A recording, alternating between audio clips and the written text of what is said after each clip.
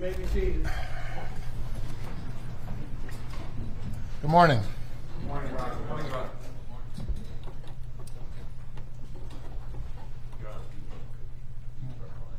Okay, Mr. Murdoch. Murdoch.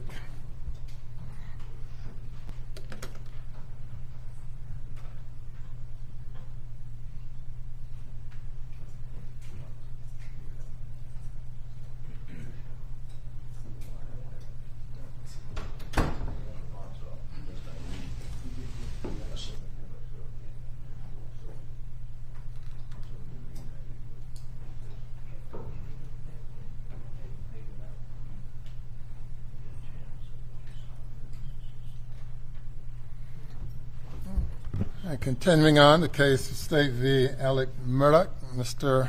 Waters. Thank you, Your Honor, and may it please the Court. Yes, sir. Your Honor is aware, of course, that as we showed up for a pre-trial hearing for a trial that will be going this week for the set of financial crimes as it related to the Satterfields, ultimately the parties agreed to a plea agreement to resolve the various financial crimes against Mr. Murdoch in return for a negotiated sentence of 27 years in prison, that being 85% time that would have to be served before the possibility of any release. And obviously those are independent of the two existing life without parole sentences currently Mr. Murdoch is serving for the murders of his wife and son. At that time, because that plea negotiation developed during the course of pretrial hearings, we deferred final acceptance of that negotiated plea until here today so that all the victims could be properly notified and be present and address the court if they so desired. And we have notified all the financial victims of the various indictments against Alec, and those who wanted to attend are either here or their representatives are here and will address the court at the appropriate time.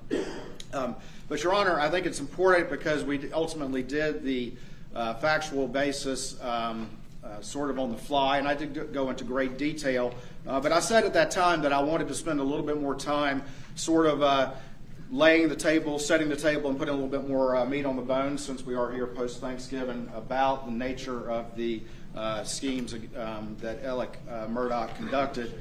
And I will kind of walk through those to not only reset the plea agreement, but also to provide, Your Honor, some of the paperwork so you can see how this scheme ultimately went down. One of the things I would say again is that this is a negotiated plea, and as Your Honor is well aware, what that means is, of course, is that Your Honor, after hearing everything, of course, will, and that includes hearing from the defense and the victims, would either accept the 27 years or reject it, depending on, obviously, Your Honor's view of all that information.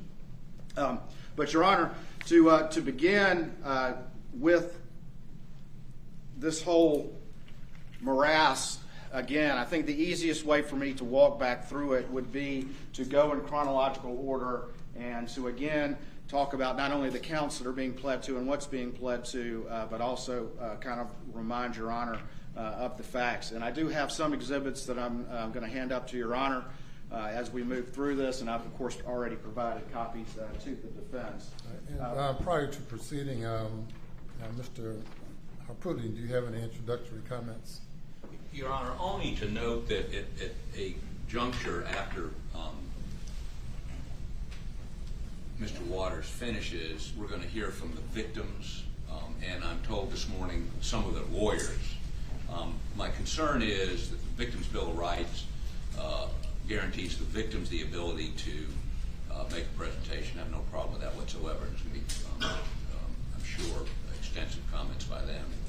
But I'm concerned from what I read in social media about some of the lawyers making comments today. Some of them are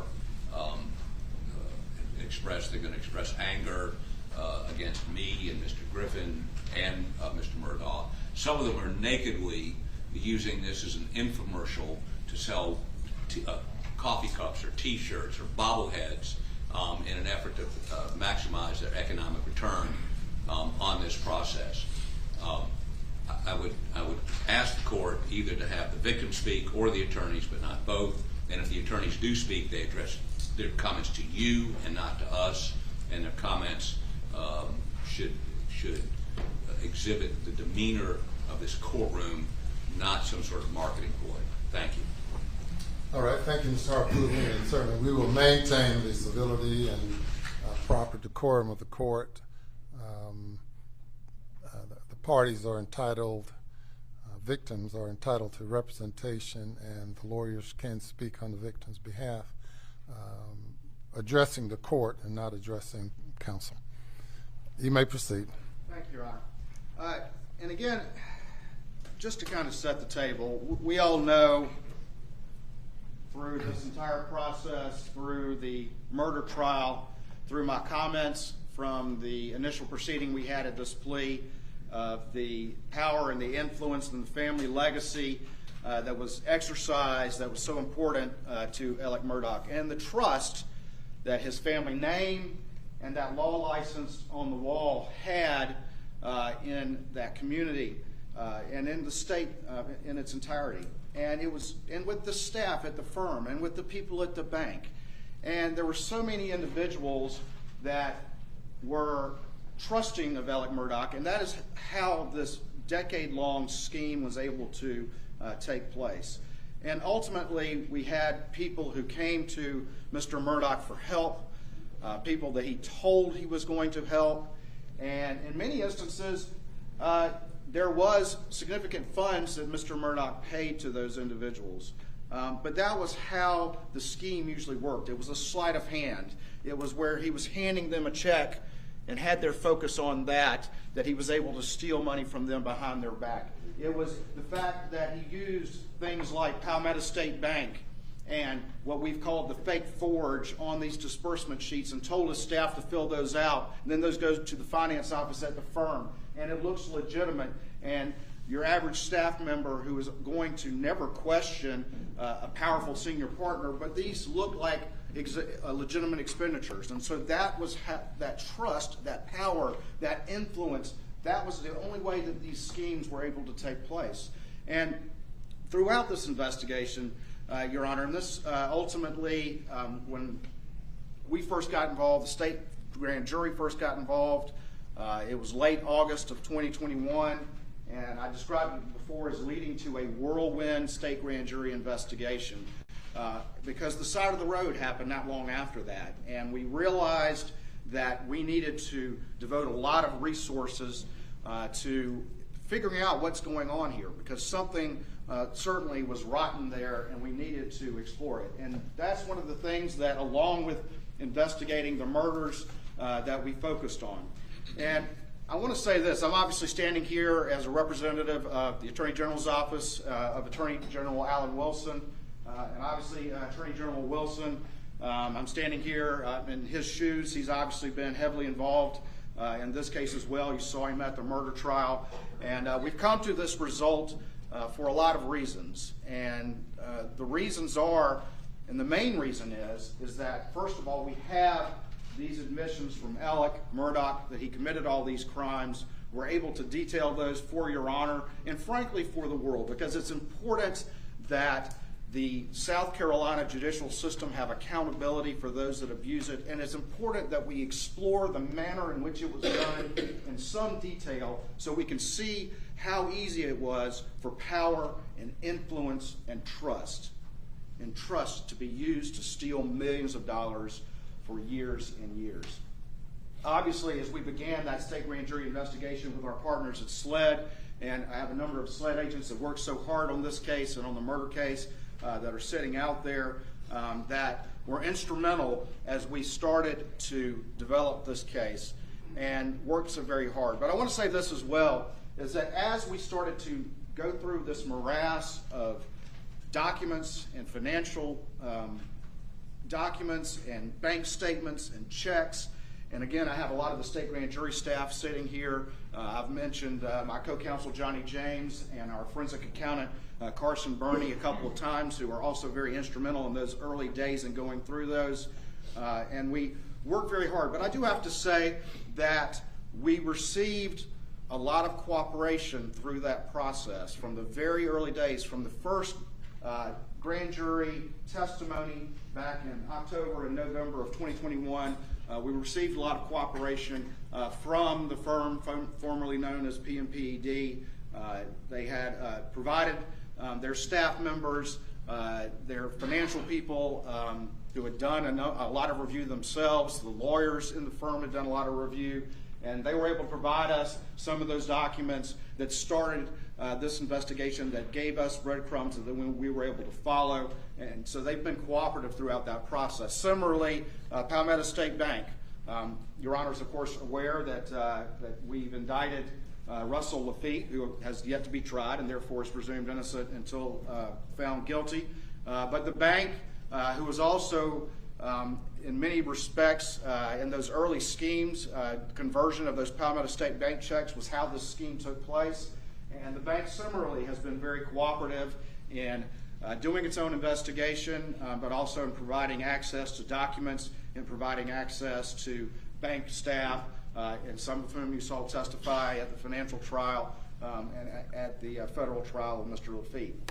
So those entities have been cooperative to us through this process, but ultimately, and I described this before, but I think it needs saying again, that we can talk about what the lawyers did and the Attorney General's staff did and the state grand jury did and SLED did and our other law enforcement partners did and what the firm did and the bank did as we tried to put together and be able to tell this long story of how this man was able to steal for so long from the system.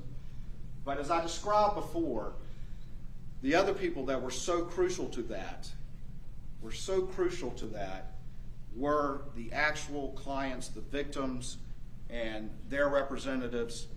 And I described before, Your Honor, particularly in those very early days, having to sit down with those victims as we were getting started and starting to put together some of those first cases and having to look them to the eye and say, I need your help to tell your story. I need your help. We can't make change. We can't expose what's happened unless you tell your story. And I described it before, there was a palpable fear, particularly among those early victims, in coming forward because of the power, because of the influence, because of the belief that no one would ever do anything about what had been going on. And I told them that we would see this through to its conclusion, that we would be committed to it, and again, to a man or a woman, those individuals that I sat at a conference table much like this, looked them in the eye, and they ultimately agreed to come forward knowing full well their name would be out there, and they came forward knowing full well that they would have to go testify in front of the state grand jury, and they knew full well that they would have to testify. And that, Your Honor, again, was true courage, because I heard over and over again, Mr. Waters, again, you don't understand. I have to live there. You don't understand who you're messing with. But they still came forward, and that really was crucial to development of all of these financial crimes, which ultimately not only exposed this long-standing scheme of how a lawyer can abuse the system, but really put in context everything else that happened through the course of Alec Murdaugh's life. Your Honor, I have what's been marked now as State's Exhibit 1 that I will hand up, and this is just a timeline of how the financial crimes developed throughout the course of this scheme. And as I described before, and again, I'm going to try to walk through this as quickly as I can, but the first thing that we had was that Alec ran into some financial trouble in 2008, 2009. We all know the recession happened. And after that, he had a number of early large recoveries. And it caused his partners and people around him, because the legitimate fees from those cases were so extensive, to believe that he ultimately had righted the ship.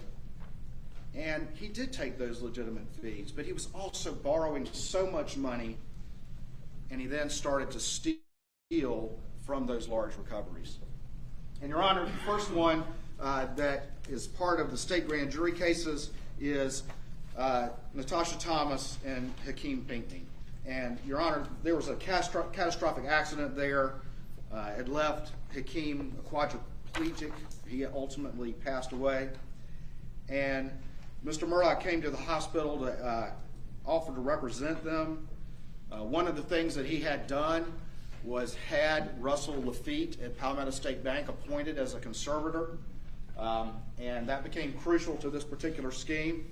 And ultimately, when those recoveries came in, and they were quite extensive, he was able to steal some of those. And the next exhibit I have, Your Honor, that I would hand up.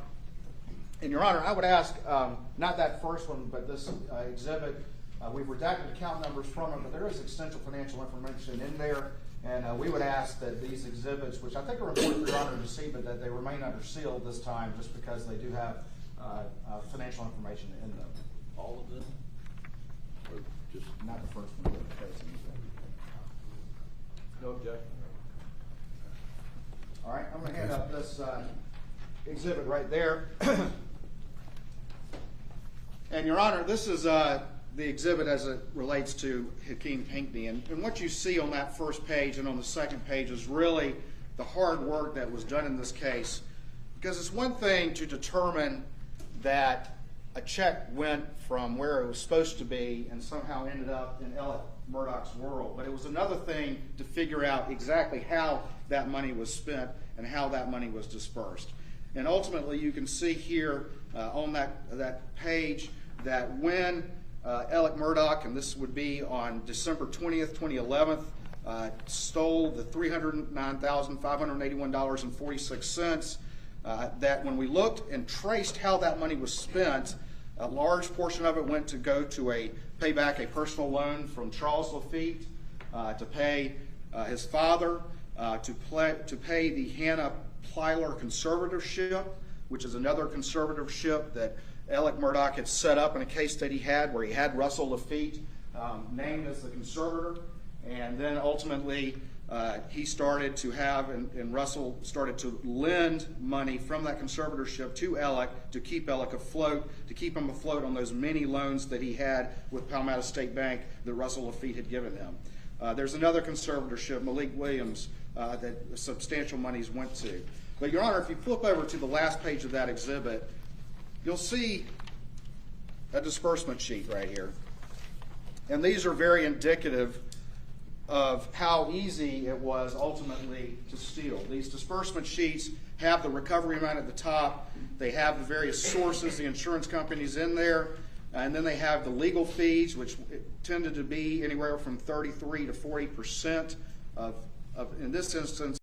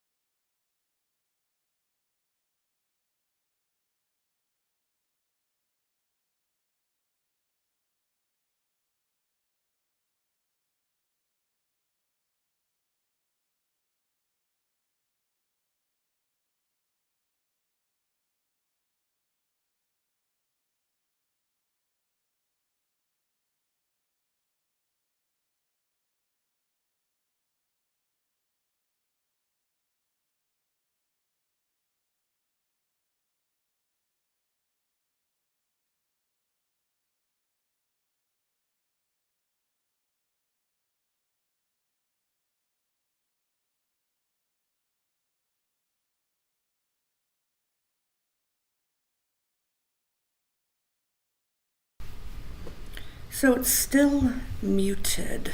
I switched over here. If you guys want to watch the Murdoch, I can go back. Let's see if this gets going right away or what happens.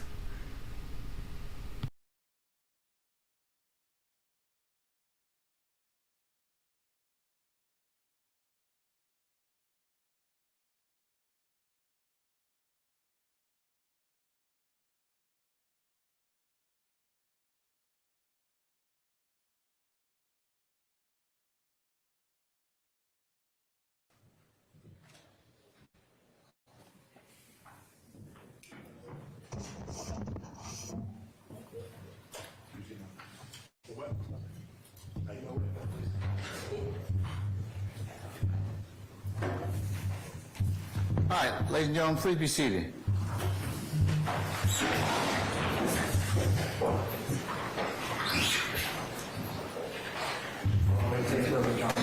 All right, thank you, Sergeant Ingram.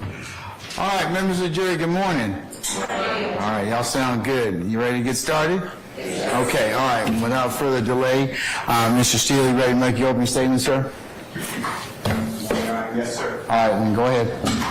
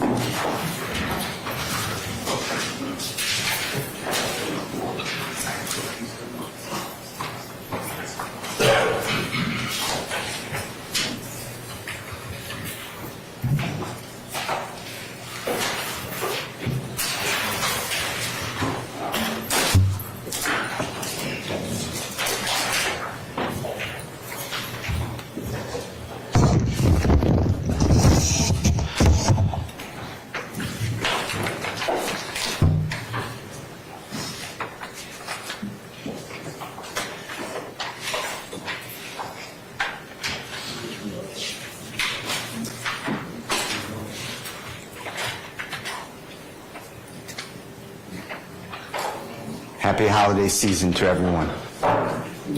Thank you. Jeffrey Williams was born into an environment, a community, a society that was filled with depression, despair, hopelessness, and helplessness. He was born and raised in the Jonesboro South housing projects. That's here in southeast Atlanta.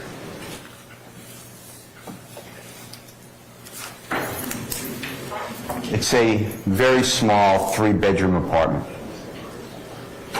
He lived with his 4 brothers in one of the small bedrooms. His 6 sisters lived in the other small bedroom, and his mother lived in her small bedroom. In the wintertime, it was freezing. In the summertime, it was scorching, because there was not that much money to go around to pay for utilities. The refrigerator and the cabinets hardly ever had any healthy food, and sometimes no food at all. In order to have the appearance of being able to wear different clothing, Jeffrey would share clothing with his brothers and sisters, neighbors, and friends in the community. And although the clothing was oftentimes dirty, at least it gave the appearance that he can have a different look from the day before. When Jeffrey would exit into the community, most homes' windows were boarded up. There were burglar bars on every entrance. Litter. It was not uncommon to find shell casings and human blood remains from the shootings that occurred.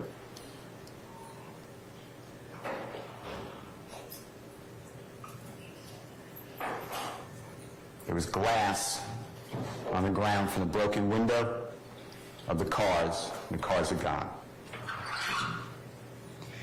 In this environment of severe poverty,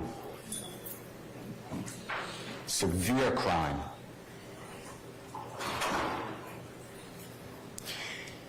Jeffrey developed 2 deep, embedded beliefs about our criminal justice system.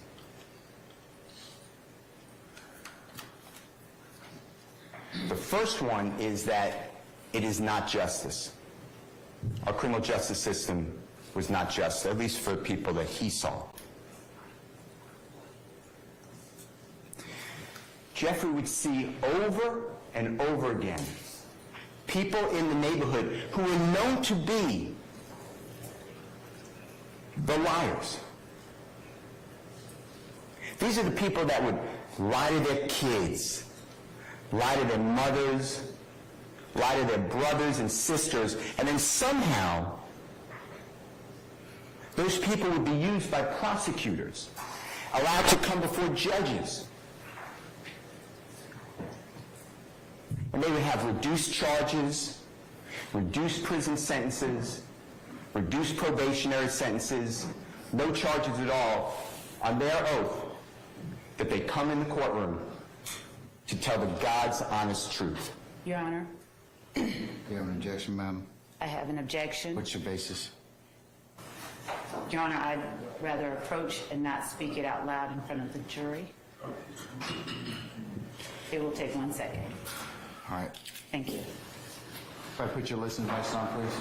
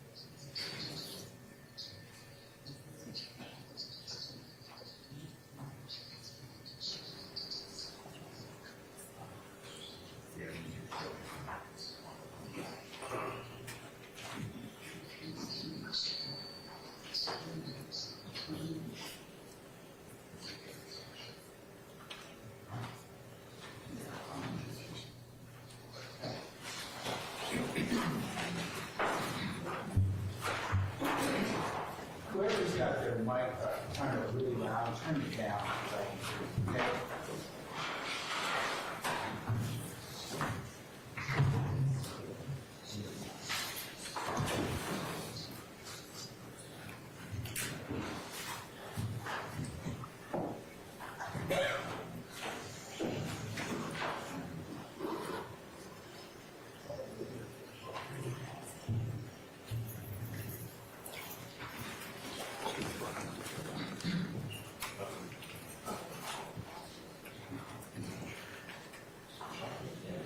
Go ahead.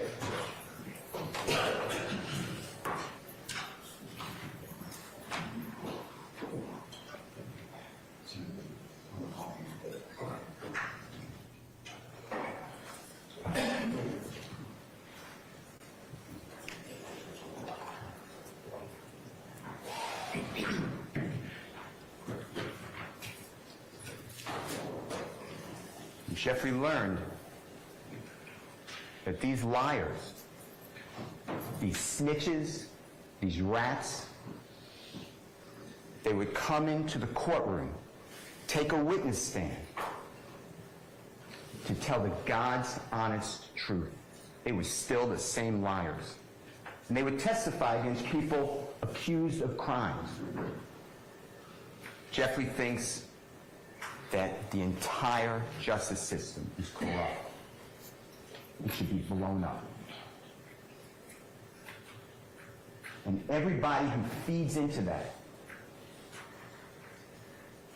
are awful people, stealing lives away from others. The next abiding belief that Jeffrey had growing up is his despise for the police.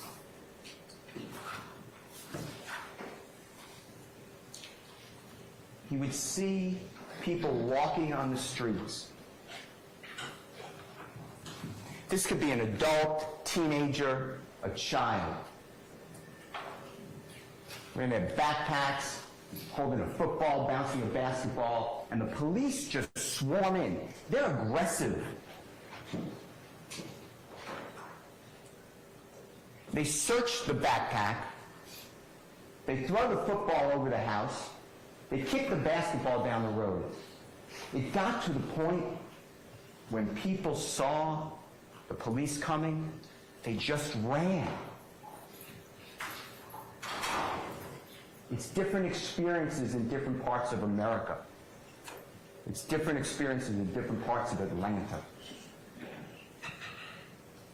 Jeffrey would be driving with his sister, youngest sister Dora. They're about a year apart. Dora is younger than Jeffrey. She's the youngest of 11 children of Jeffrey's mother. Jeffrey's the second youngest. He's the youngest young man. Those two, Dora and Jeffrey, have the same father. None of the other 11 children of Jeffrey's mother share the same father. And Dora and Jeffrey would be driven, get pizza, by their dad, and constantly. The car would be stopped for a window tint violation, a failure to maintain a lane, failure to use a turn signal, illegal left turn. His father would be handcuffed and sat on the curb, Jeffrey and Dora on the other side of the curb, the police rummaging through the car, saying, if we find anything, these kids are going to DFACS custody. That's how he grew up.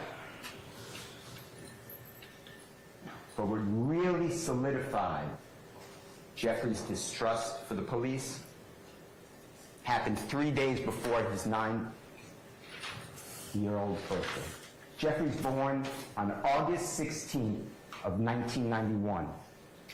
We are now August 13th of 2000. Jeffrey's older brother, they called him Beanie. He was 20 years of age, 11 years older than Jeffrey.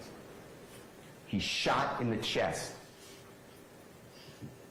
He collapses outside, not far from Jeffrey's apartment. The neighborhood comes out. Jeffrey and his family come out. They're praying over Beanie. It's going to be okay. There's help on the way. 911 was called. And what seemed forever,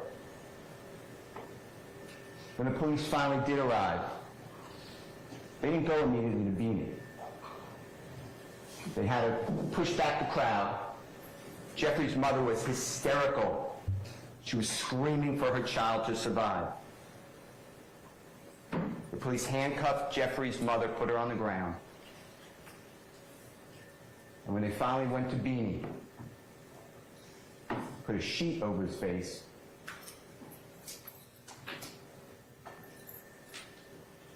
Beanie was dead to the police, even though his chest was still going up and down, he was still breathing.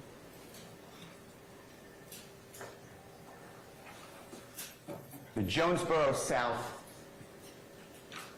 housing projects were closed by the city of Atlanta in the year 2007. Jeffrey's now 16 years of age. His family was displaced. They were scattered. Most of them, not all of them, reunited and were now living in the Cleveland Avenue area.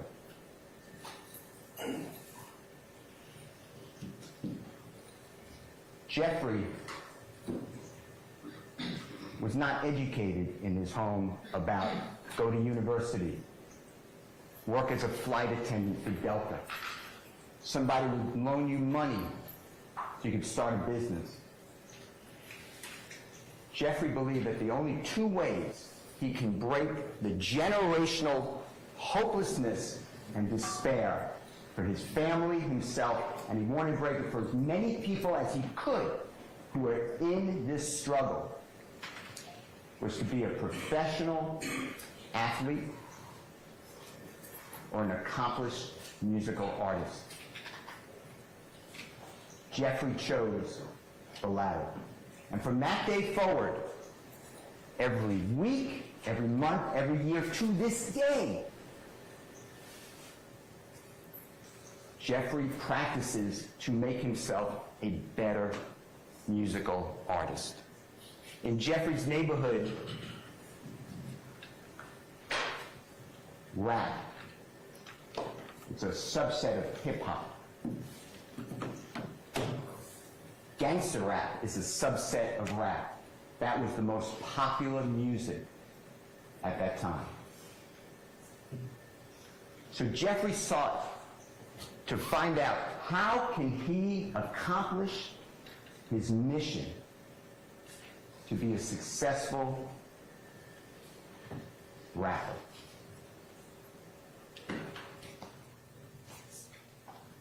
So he had the internet.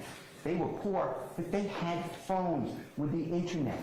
So he would Google and look up and get on social media every accomplished rap artist and see what made them special. And Jeffrey would listen to beat after beat after beat. These are billions of musical chords that he listened to.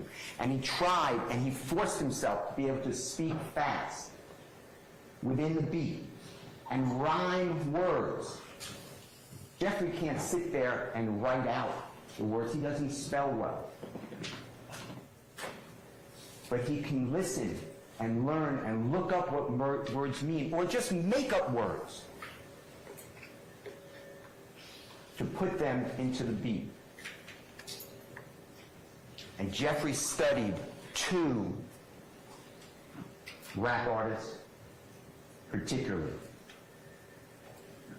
He idolized a gentleman named Dwayne Carter. His performing name is Little Wayne. Jeffrey also idolized Tupac. And Jeffrey looked at what is Little Wayne doing that's making him so successful, because Little Wayne is right before Jeffrey. He is born on September 27th of 1982. He's 9 years older than Jeffrey. And Little Wayne, by the time that Jeffrey came along, has exploded. He is a superstar. And Little Wayne changed the culture. It was more than just the sound of the music. Now, Jeffrey studied Little Wayne so much, he sounded like Little Wayne. You're going to hear witness after witness that Jeffrey sounded just like Little Wayne. But Jeffrey realized that Little Wayne had a following, a fan base, and people who dressed like Little Wayne. It used to be that rappers wore baggy pants, big uniforms from teams. Little Wayne changed it. He wore proper fitting pants. Little Wayne tattooed his face. He's the first one. Jeffrey has tattoos on his face. Jeffrey changed the clothing. He took what Little Wayne did, and Jeffrey wore tight fitting pants. He's the first. He did that because when he would take his ill-fitting clothing from his sisters, they were tight jeans. Jeffrey wore tight necklaces. He wore dresses. he realized in order to become successful and to accomplish his mission of breaking those bonds, he had to capture people's experiences and make it interesting, both musically and creating a brand. He's advertising. Jeffrey was called Little Jeff. His father is Jeffrey Williams Sr. He was called Big Jeff. But Jeffrey is sounding like Lil Wayne. He's trying to emulate Lil Wayne on social media. To call himself Little Jeff and Lil Wayne, he thought that that doesn't sound too good. That's a bridge too far. So Jeffrey wanted to have a performing name. So he looked to Tupac. You will learn that in 1983, the incomparable talent Michael Jackson released a song that went around the globe, P.Y.T., Pretty Young Thing. About 13 years later, Tupac is featured on a song with Smooth. And that song is P.Y.T., Playa, P-L-A-Y-A, Young Thugs. And on that song, there's a repeat of words. And this really connected with Jeffrey. It's a black man that not too many understand. That's what Jeffrey felt about people with nice color skin.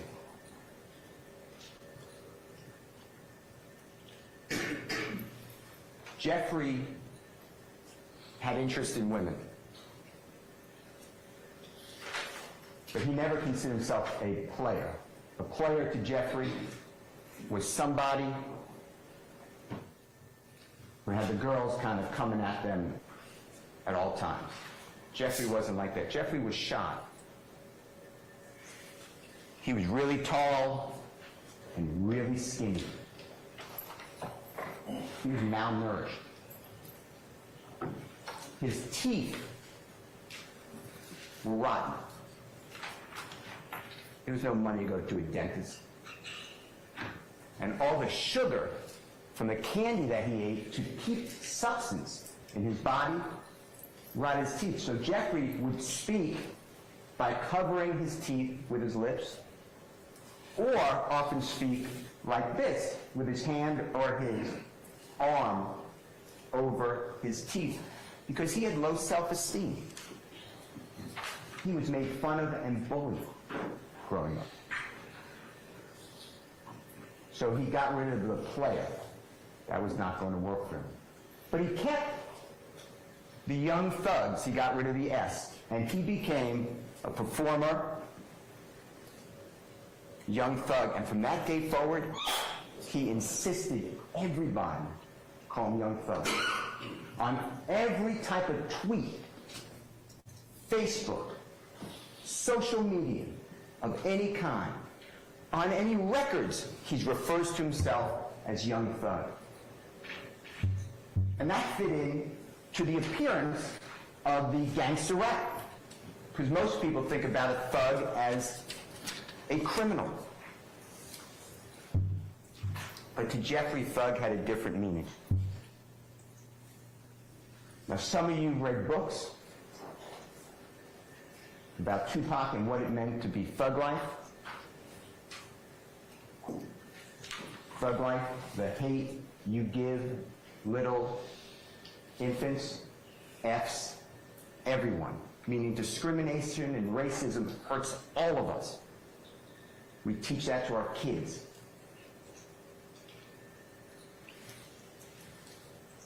That was not what thug meant to Jeffrey. Thug meant and means to Jeffrey something very personal. It was his pact that if he could ever make it as a musical artist and help his family, himself, and his many others out of this endless cycle of hopelessness, he would be truly humble under God. That's what thug means.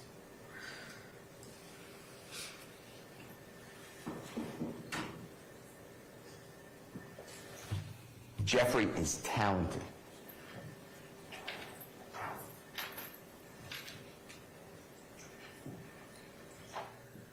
He worked so hard, he'd outwork everyone. He would stay up all night after night trying to rhyme words, put him to beats. When he had time and the opportunity to go into the studio, he wouldn't leave. He is a prolific creator of music. The neighborhood realized his talent. He was the best rapper in the neighborhood. So Jeffrey was invited to the underage clubs to perform. And he would be the introductory entertainer. He would be able to perform 5 or 10 minutes,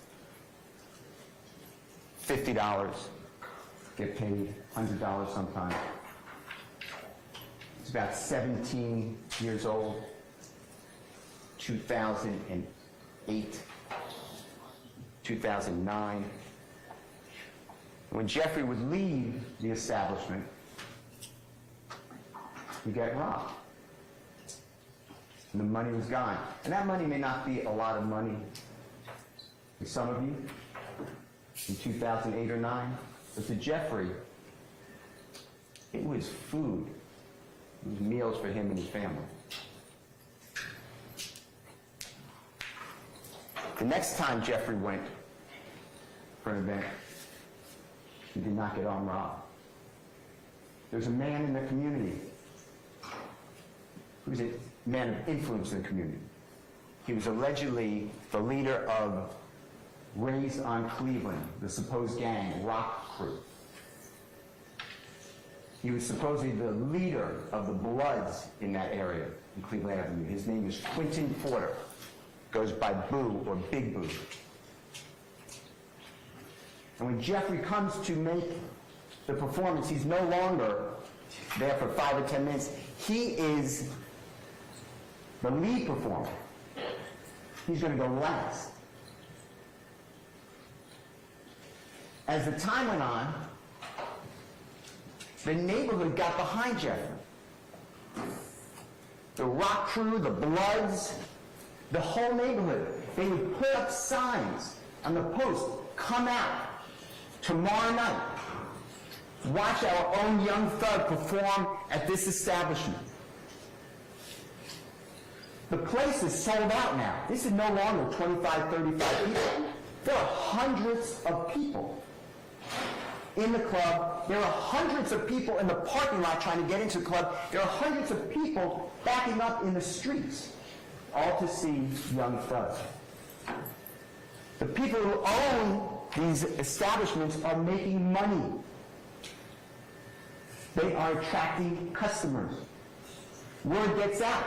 Jeffrey's no longer just performing in the area that he grew up in the poverty-stricken area. He's now in Atlanta, South Georgia, Alabama, Florida, South Carolina, North Carolina, Tennessee.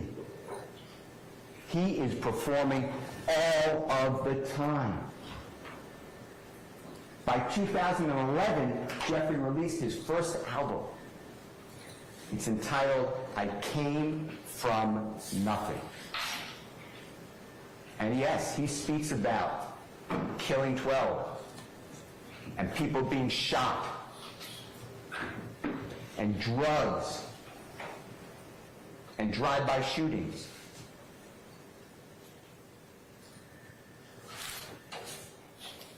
This is the environment that he grew up in. These are the people he knew. These are the stories he knew. These are the words that he rhymed. This isn't a ballad or a book. These are phrases in a song. And whatever the listener takes from it, you will learn that's what the song means. This is art. This is freedom of speech in America. As the years go on, 2013, 2014, Jeffrey's now 22, 23. It's unbelievable. He has 3 hit songs that are going around the world. Stoner, Danny Glover, and Lifestyle. He is making music videos professionally. He is working with some of the biggest artists in hip-hop. It worked. It's unbelievable. He is not running this criminal street gang in Cleveland Avenue area of Cleveland to gain property, money, or power. Jeffrey Williams did it on will and hard work and determination without anybody's help, except the people from that area that he will not turn his back on. By 2014, to today, you will learn. Jeffrey Williams has been nominated and won and recognized MTV, United Kingdom, American Soul Train Music Awards. He is a Grammy Award winner. XXL Awards, BET Awards, Billboard Music Awards. Every single year since 2014, that's what he has accomplished. He is not sitting there telling people to kill people. He doesn't need their money. Jeffrey's worth tens of millions of dollars.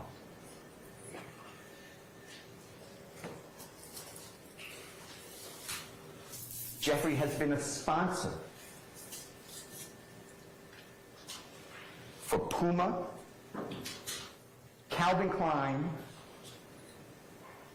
He has been featured on the cover of Rolling Stone magazine, GQ magazine, XXL magazine, Paper magazine, Complex magazine, Variety Interview magazine. He is at the top of his craft.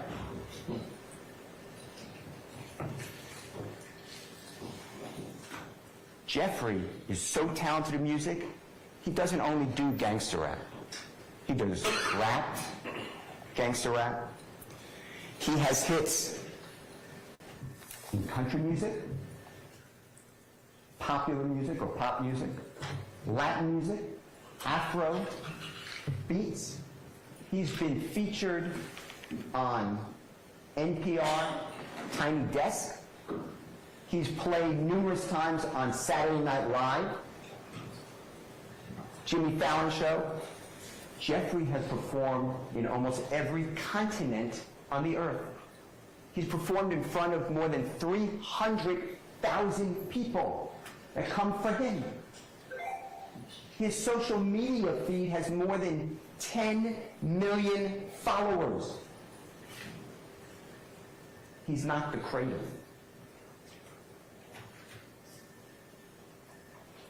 He's trying to pull people out of poverty. Jeffrey has performed with the likes of Rihanna, Ed Sheeran, Sir Elton John, Drake. Everybody in music. And Jeffrey didn't only stay in music.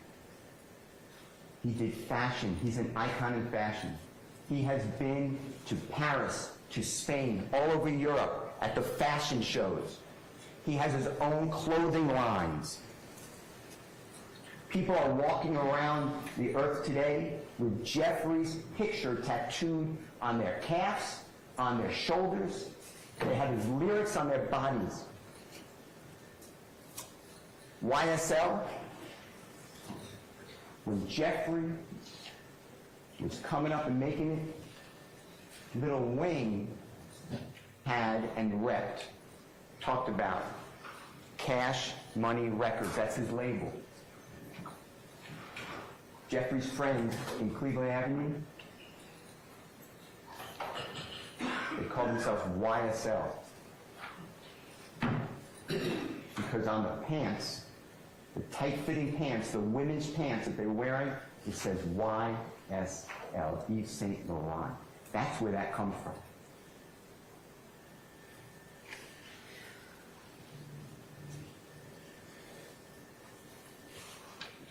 Ladies and gentlemen,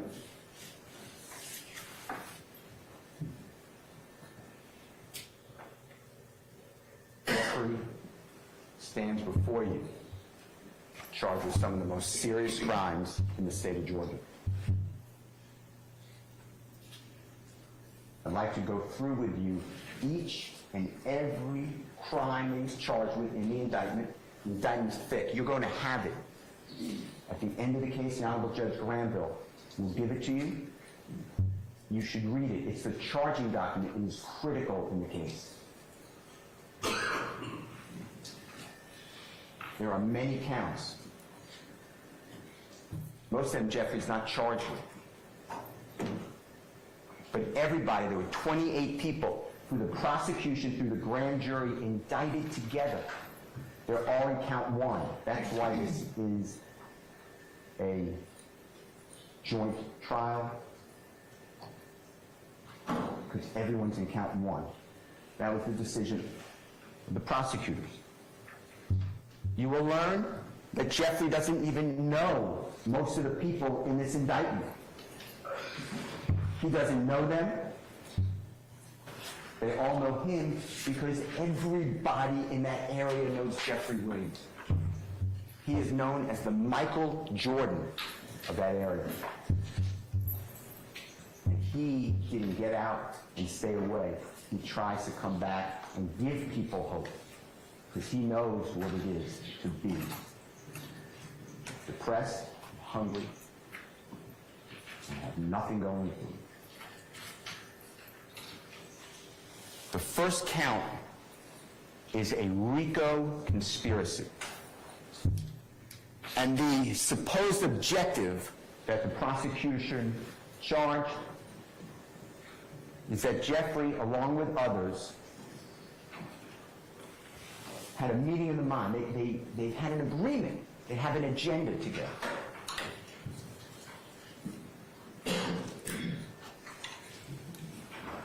And that they wanted to preserve and protect and enhance the reputation, the power, the territory of YSL. That's the allegation. Jeffrey hasn't lived in the Cleveland Avenue area in a decade, more. He has homes from Los Angeles to Atlanta. But they charge him with, he wants the reputation, power, territory of the enterprise by obtaining money, weapons, or other property. Jeffrey needs no money from somebody on robbing someone of a car or doing a $30 drug deal or even $100 million drug. He's got his own source of legitimate income. When it's a RICO conspiracy, there are then what's called overt acts. The judge will charge you on the law. But there are 191 overt acts. And those are separate instances that the prosecution said they're going to prove. Most of them don't include Jeffrey.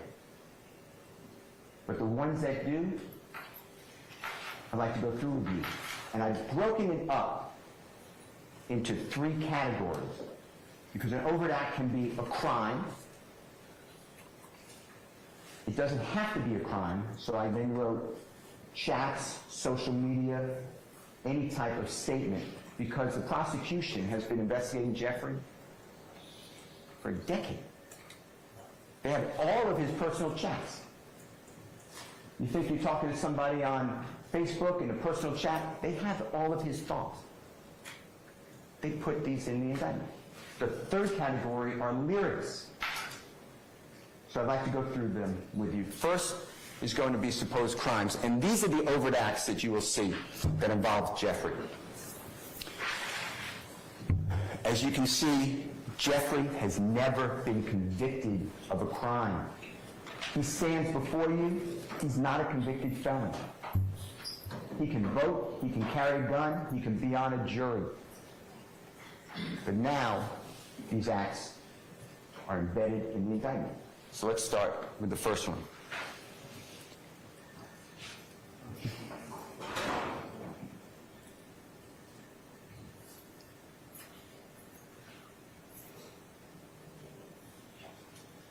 So this is September 9th of 2013.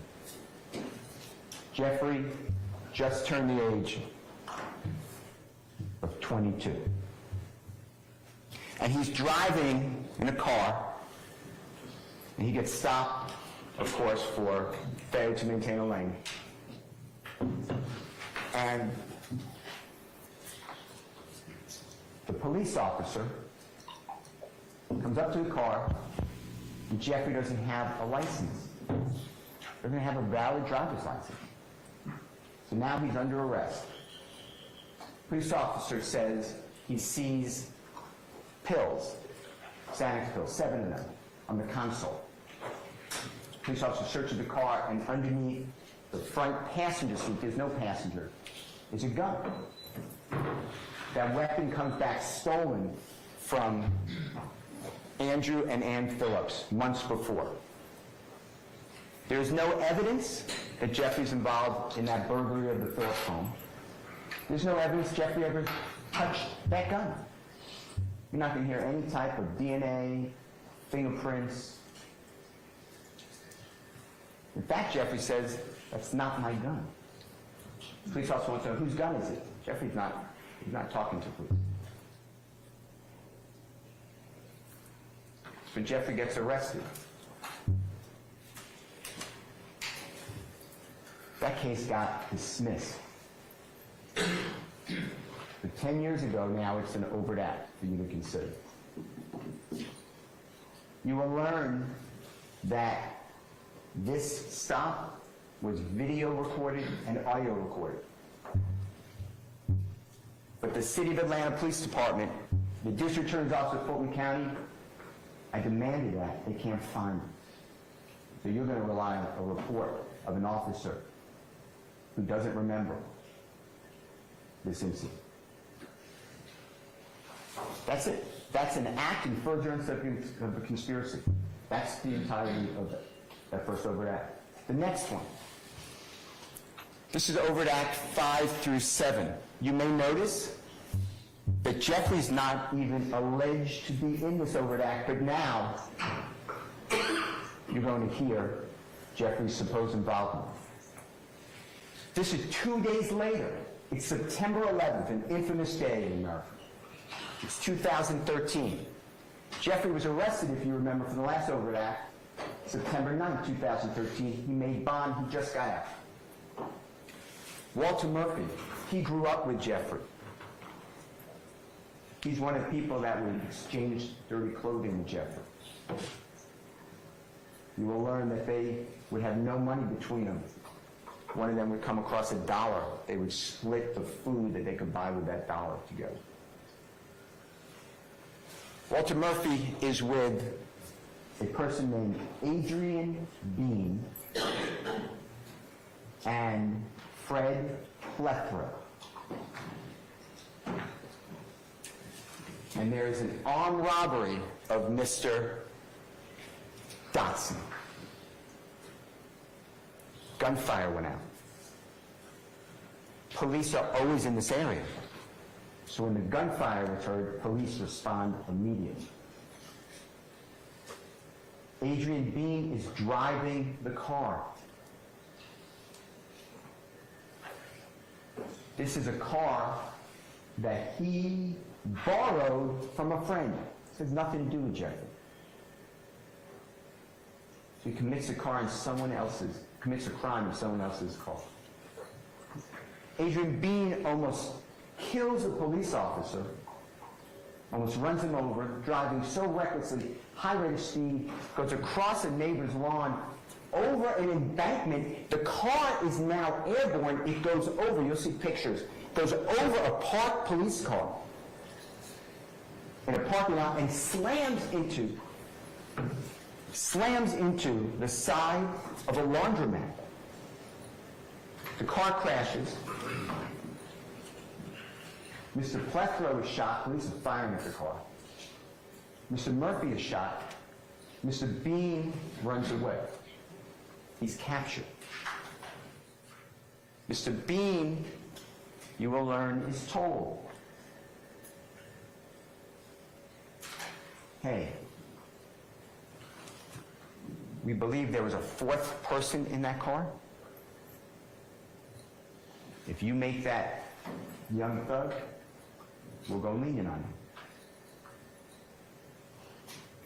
Adrian Bean is in the Fulton County Jail talking with his wife. He said, I should have ran the way Thug ran. He got away.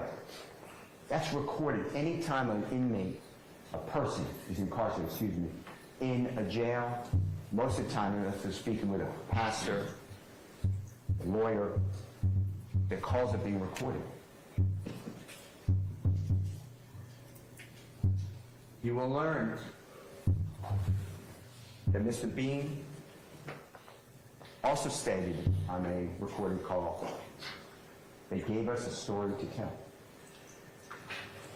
Mr. Bean is interviewed 4 days later, September 17, 2013, by Detective Quinn, City of Atlanta Police Department.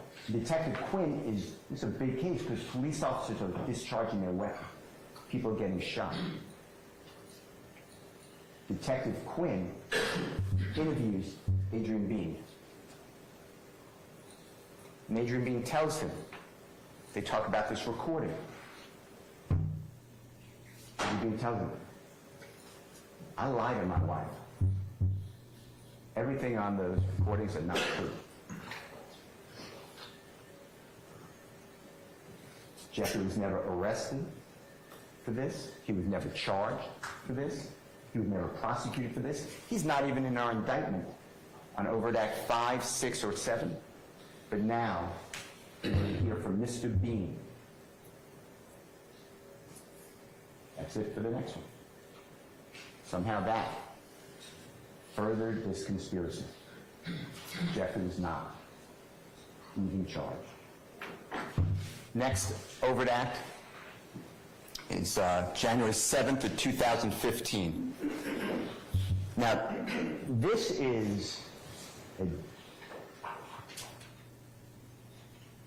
larger part of our case probably.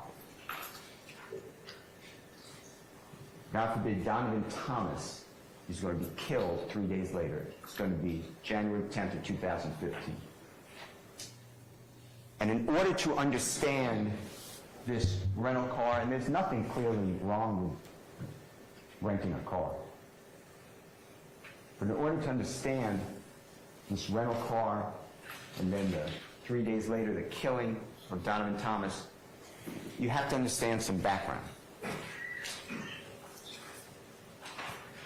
So we're shortly before New Year's of 2015. And there's a man named Kenneth Copeland. He goes by Woody. And Kenneth Copeland is not friends with Jeffrey Williams. He uses Jeffrey Williams, just like a lot of people. Because Kenneth Copeland wants to be famous and have money. So he leeches on to Jeffrey Williams about a year before that. Well, Kenneth Copeland is a criminal. He is a notorious criminal. In fact, you will learn that he was ranked one of the 10 most violent people in Georgia by the federal prosecutor here in Atlanta. That is Kenneth Copeland. Kenneth Copeland breaks into cars. He steals the property they're in. Donovan Thomas is the head of a gang called IF, Inglewood Family. Donovan Thomas and Jeffrey are friends. Jeffrey's friends with everybody. It promotes him. And Jeffrey tries to help other people at the same time. Kenneth Copeland breaks into Donovan Thomas's car. And he takes his expensive chain, Donovan Thomas's wallet, his driver's license, and Donovan Thomas's cellular telephone. Donovan Thomas calls his cellular telephone. Kenneth Copeland answers the call on Donovan Thomas's phone. Kenneth Copeland changes his voice, tries to disguise his voice, but Donovan Thomas knows it's Kenneth Copeland. Donovan Thomas has people on the street. And he tells Kenneth Copeland, "You have my stuff. I'm coming to get it back." And Kenneth Copeland says, "Yeah, I'm glad you called me. Because one of my partners had your stuff. I realized it was yours, so I got it for you for safekeeping. No problem." When Donovan Thomas meets with Kenneth Copeland, he doesn't come alone. He comes with 2 other people, and they display guns. Kenneth Copeland's not alone. He's with his brother. They're really not related, but they call themselves brothers. His name is Demekian Garlington. Demekian Garlington and Kenneth Copeland are like this. They are inseparable. Demekian Garlington and Kenneth Copeland are together. When Donovan Thomas comes, he makes it known that Kenneth Copeland is on the menu. Meaning Kenneth Copeland is going to be hurt. He just stole Donovan Thomas's property. It is now January 6th. It's really January 5th. It's a Monday night going into Tuesday morning, January 6th of 2010. It's going to be the day before this first rental car. And Kenneth Copeland is with a lot of people. Jeffrey's there. Jeffrey was performing on stage at Club Crucial. Monday night was Club Crucial night. That's where they all went. And Kenneth Copeland goes in the back, in the kitchen area, and he's met there by a man named Kelvin Watts. He goes by Shellkel, and who's a half-brother of Donovan Thomas, and other people who are affiliated with Donovan Thomas, and Kenneth Copeland gets beat. He has bumps on his head, his eye is injured, he's being kicked. No one does that to Kenneth Copeland. Kenneth Copeland's the person who puts the bumps on the head, injures the person, kicks him. Kenneth Copeland's mad. And you will learn that Kenneth Copeland then went on a mission. He went to every place that he knew that Donovan Thomas or one of his brothers or friends were, or family members, and he would shoot at them with his weapon.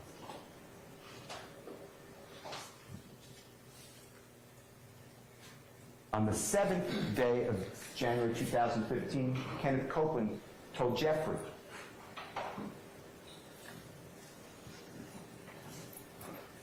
"I'm going to be with my child, just born. The mother of my child, her name is Miss Quarterman. And I don't want to be driving around in the typical car I drive around in, Dodge Charger. Can I use one of your rental cars?" Jeffrey does this for everybody. People need to take someone to a doctor. People want to go out of the state. They don't have transportation. He rents cars all the time. Jeffrey says, "Yeah, there's a rental car here. It's a Corvette." Kenneth Copeland says, "That's a two-seater. My child has a baby seat. That's too small." Jeffrey rents a car at the Atlanta airport on the evening of January 7, 2015, along with Kenneth Copeland. After they drop off the Corvette, the same location. This rental car is in Jeffrey's name. When they leave the rental car location, Kenneth Copeland wants to pick up his brother, D'Amica in Garlington. And after Jeffrey is dropped off, Jeffrey does not see that Infiniti vehicle until after the killing of Donovan Thomas. That Infiniti vehicle, that rental car, is in the possession, the control of Kenneth Copeland that whole time.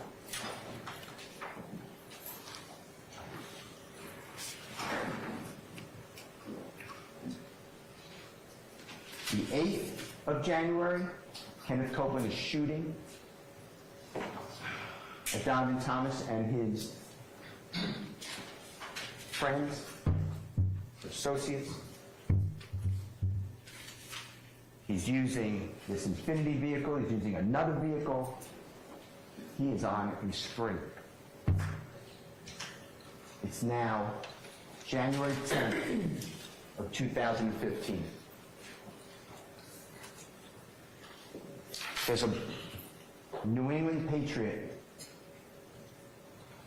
Baltimore Raven playoff football game. It's Saturday evening. Donovan Thomas is watching the game from inside a barbershop with a lot of other people, his friends.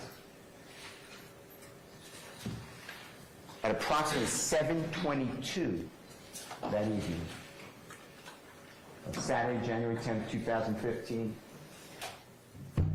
Donovan Thomas is outside of that barbershop.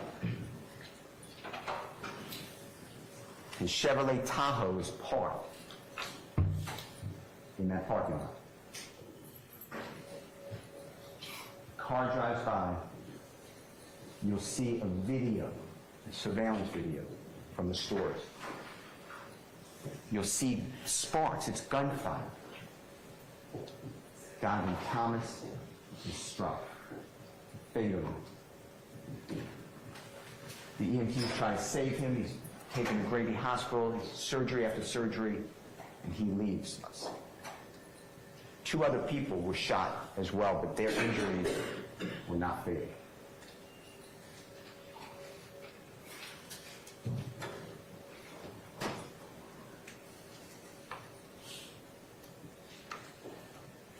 Later that day, that evening, Jeffrey, you will learn, is in negotiations with his record label.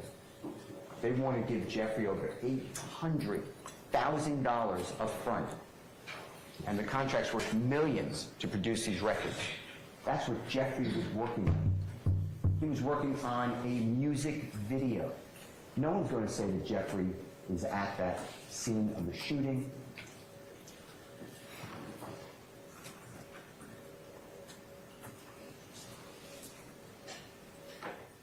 But later, Kenneth Copeland, when he's arrested, He tells the police lie after lie after lie after lie. Ken Copeland says Jeffrey Williams was involved in that shooting. Although Ken Copeland said, I don't know anything about him, just tell me what I heard. Kenneth Copeland's one of those liars in the neighborhood that everyone knows, that becomes a witness, swears to tell God's honest truth. You will learn that after the shooting of Donovan Thomas, his associates did not take that well. Immediately, word on the street is that Kenneth Copeland, Woody, is responsible. Kenneth Copeland, it's now after 10 p.m., it's hours after shooting. He's then at Jeffrey's home, along with a lot of people. They're all scared they're going to be killed. They're all telling, I had nothing to do with it. Jeffrey, you will learn, is friends with Donovan Thomas. Jeffrey puts Donovan Thomas in his music videos. Donovan Thomas invited Jeffrey just recently to come into his neighborhood to shoot a music video with him in it. Jeffrey's not happy. He is sad.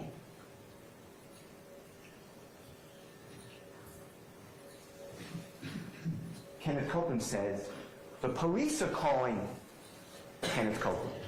The police are right on him. You will learn, and it's on recording, that Kenneth Copeland goes into the police station later that morning, so it's a very early morning hours, January 11th of 2015, and he's with Detective Thorpe. Detective Thorpe is recording this. And Kenneth Copeland says, yeah, I got your call. I was at Jeffrey Williams' house, Thug's house. Everyone knows Jeff. And I told him that the police won't talk to him. And Jeffrey said, you had nothing to do with this. You should go talk to the police. That's what Jeffrey said. Detective Thorpe asked Kenneth Copeland, this is hours after the killing. Do you have anything to do with a rental car, an Infinity rental car? Were you in an accident in an Infinity rental car? And Kenneth Copeland says, no.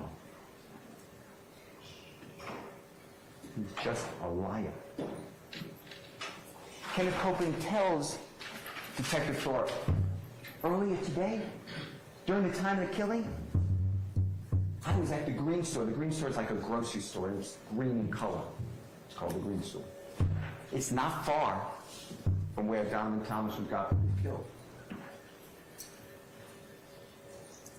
You will learn that there's video surveillance inside and outside of the Green Store. Supposedly, Detective Thorpe, who is a qualified law enforcement officer, he's been doing this forever.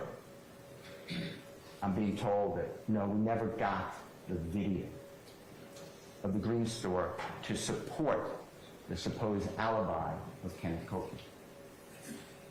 No one corroborates Kenneth Copeland and where he was.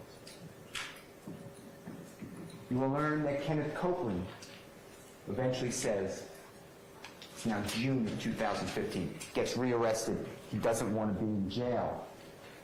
He speaks with the police. He's now with Detective Dennis and Detective Gaither, also City of Atlanta police officers. They're detectives with the gang unit homicide. Kenneth Copeland says, oh yeah, the night of the killing, Donovan Thomas, I wasn't involved. But I saw Jeffrey Williams.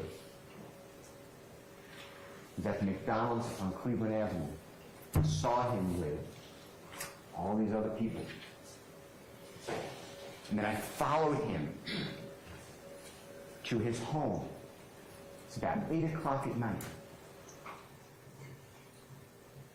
There are videos at the McDonald's. They don't have any video. They never bother to get any video.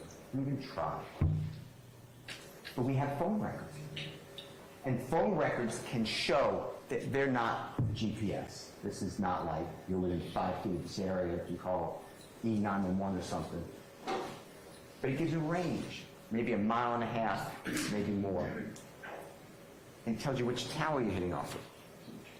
Kenneth Copeland tells the police, I followed Jeffrey Williams' car to his house about 8 o'clock. That's not true. When you track Kenneth Copeland's phone records, he doesn't go near Jeffrey's home. He doesn't see Jeffrey that night. He doesn't follow Jeffrey home. He doesn't go to Jeffrey's home till after 10. This is all a lie. Kenneth Copeland was told by the police, we want Thug.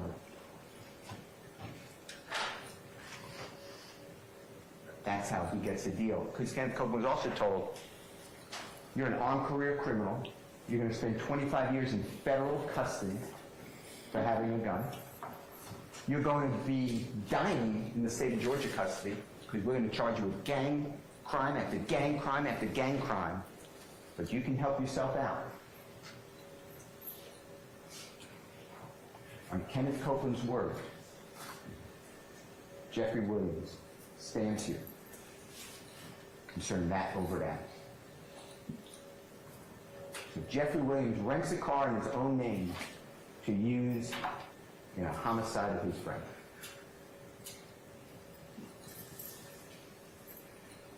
Kenneth Copeland, Antonio Sledge, they're all at Jeffrey's home, and they're all scared. They're saying, Donovan Thomas and friends are going to kill us. They think we're involved.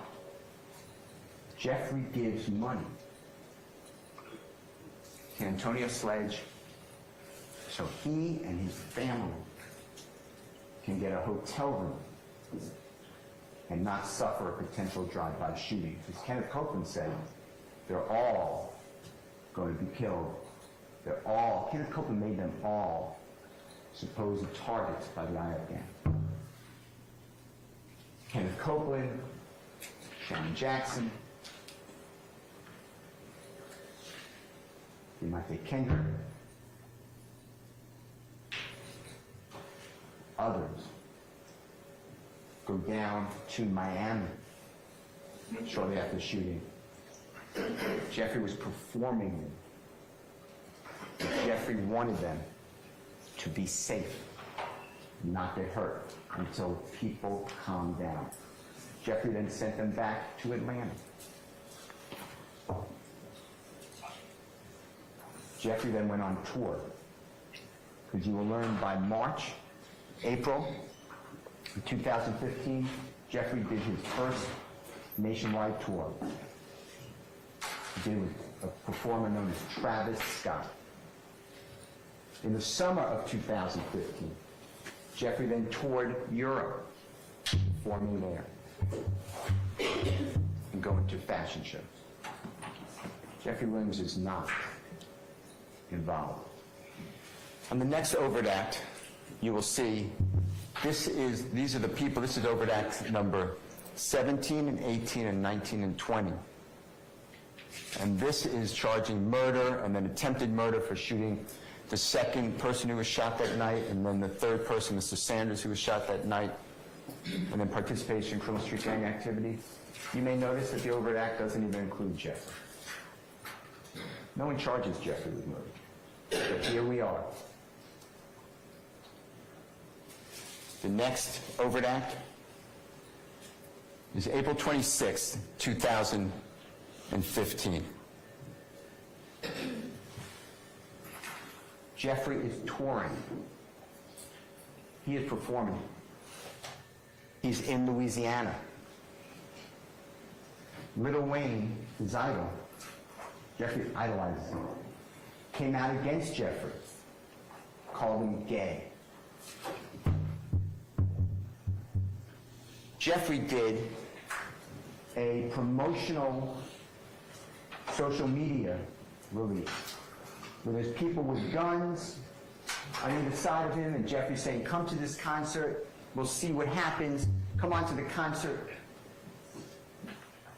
Jeffrey was told to do that video and release by his management team. Because when Lil Wayne says don't listen to his music, that impacts him. Lil Wayne is bigger than Jeffrey Williams at that time. So this creates interest in fans. You will learn that this is part of being involved in hip-hop or rap. There's all these battles going across social media. It generates interest, much like the NFL have rivalries with the Saints and the Falcons, and how much they hate each other. It is generating advertising. It's branding. Jeffrey is in Louisiana. Here in Atlanta, Lil Wayne has a tour bus, and he performs concert, and his tour bus was fired upon and struck. There's zero evidence Jeffrey's involved. Zero.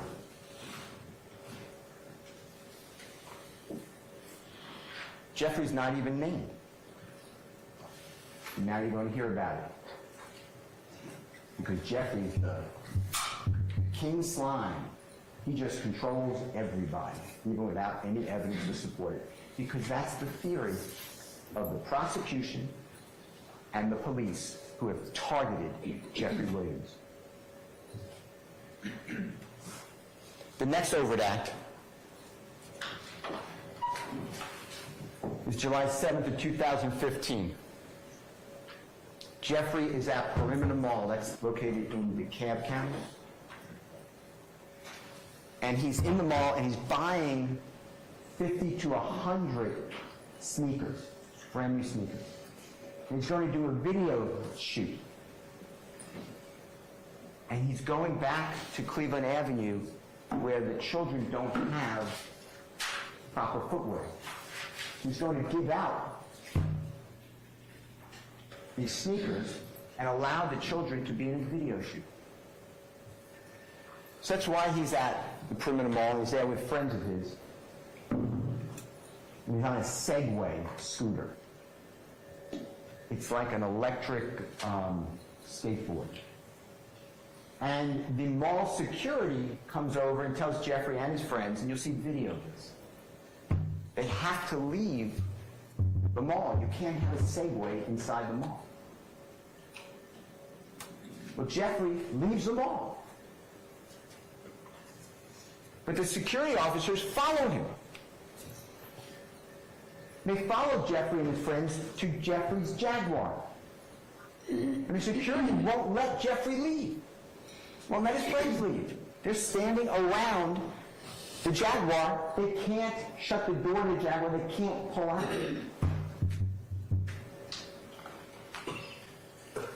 And they tell Jeffrey, you're waiting here. You're going to have to be here. They tell Jeffrey's friend, we're going to get a criminal trespass warrant for you. Allegedly, someone inside the car said, I'm going to go home, get a gun, and come back and shoot you in the face. That's the allegation. The security guards then supposedly step back, the car drives away. Nobody is shot. There's no incident. Jeffrey gets arrested on that. DeKalb County prosecutors dismissed that case. It was not even indicted. Now you have it here before you. The next overt act dealing with crime is September 24th of 2017. Jeffrey's with Sergio Kitchens. Sergio Kitchens is an unbelievably well-known musical performer. His performing name is Gunna. And he and Jeffrey both are under YSL. That's Jeffrey's record label. They signed Sergio Kitchens for Gunna. There's a third person in that car. His name is Cedric Jones.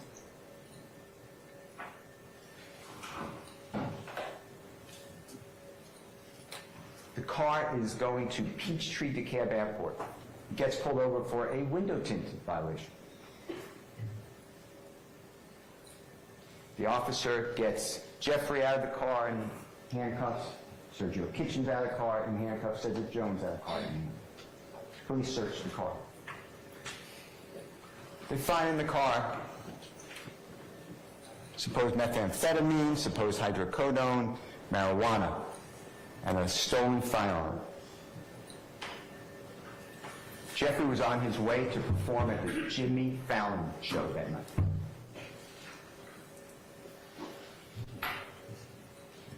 Cedric Jones said, "I packed that stuff." Somehow that is now influencing and perpetuating and moving this supposed YSL conspiracy. That's the overnight. The next one. May 18, 2018. Jeffrey is driving a Porsche. Sergio Kitchens is in the front passenger seat. Supposedly Jeffrey is speeding. Supposedly there's another car that's in tandem speeding. Both cars get pulled over by police. There's videos of it. Jeffrey and Mr. Kitchens are asked to get out of the car. They're asked if there are any guns in the car. They say yes. There are guns in the car. Police get them out of the car. Any drugs in the car? No. Police have Jeffrey and Mr. Kitchens on the side of the road. Go through Jeffrey's car. They run the guns. The guns are lawful. The police put the guns in the trunk of the car. Tell Jeffrey and Mr. Kitchens, you're free to go. Give Jeffrey a speeding ticket.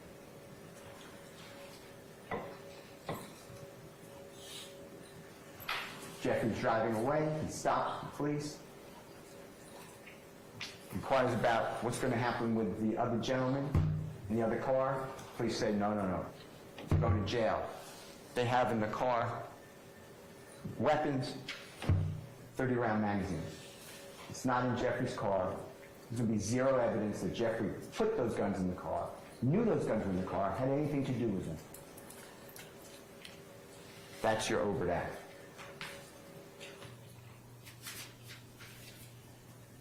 The next crime is an overt act. This is the date of Jeffrey's arrest. So it's broken up into several overt acts. So I grouped them. This is overt act 183, 184, 185, 186, 187, and 188. And what you'll see here is they're just different items. So Jeffrey's home is surrounded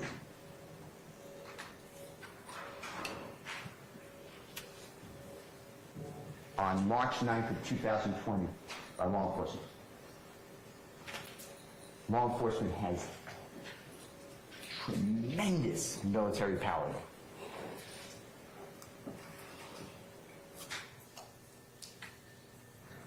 Law enforcement takes control of the scene, the area. Jeffrey and more than a dozen people are in that house. You will learn that Jeffrey doesn't live at that house often. But other people live there all the time. They take care of the house. You don't leave a house unattended. The house has a lot of Jeffrey's awards that you'll see. And in the house, law enforcement finds a small amount of cocaine. I'm talking about a small amount of cocaine. They find codeine, lots of codeine. Codeine's cough syrup. People drink it and get high, get very addicted. Marijuana in the house. And firearms. Other people had access to this home. Other people lived at this home. You will have no evidence that Jeffrey ever touched a firearm.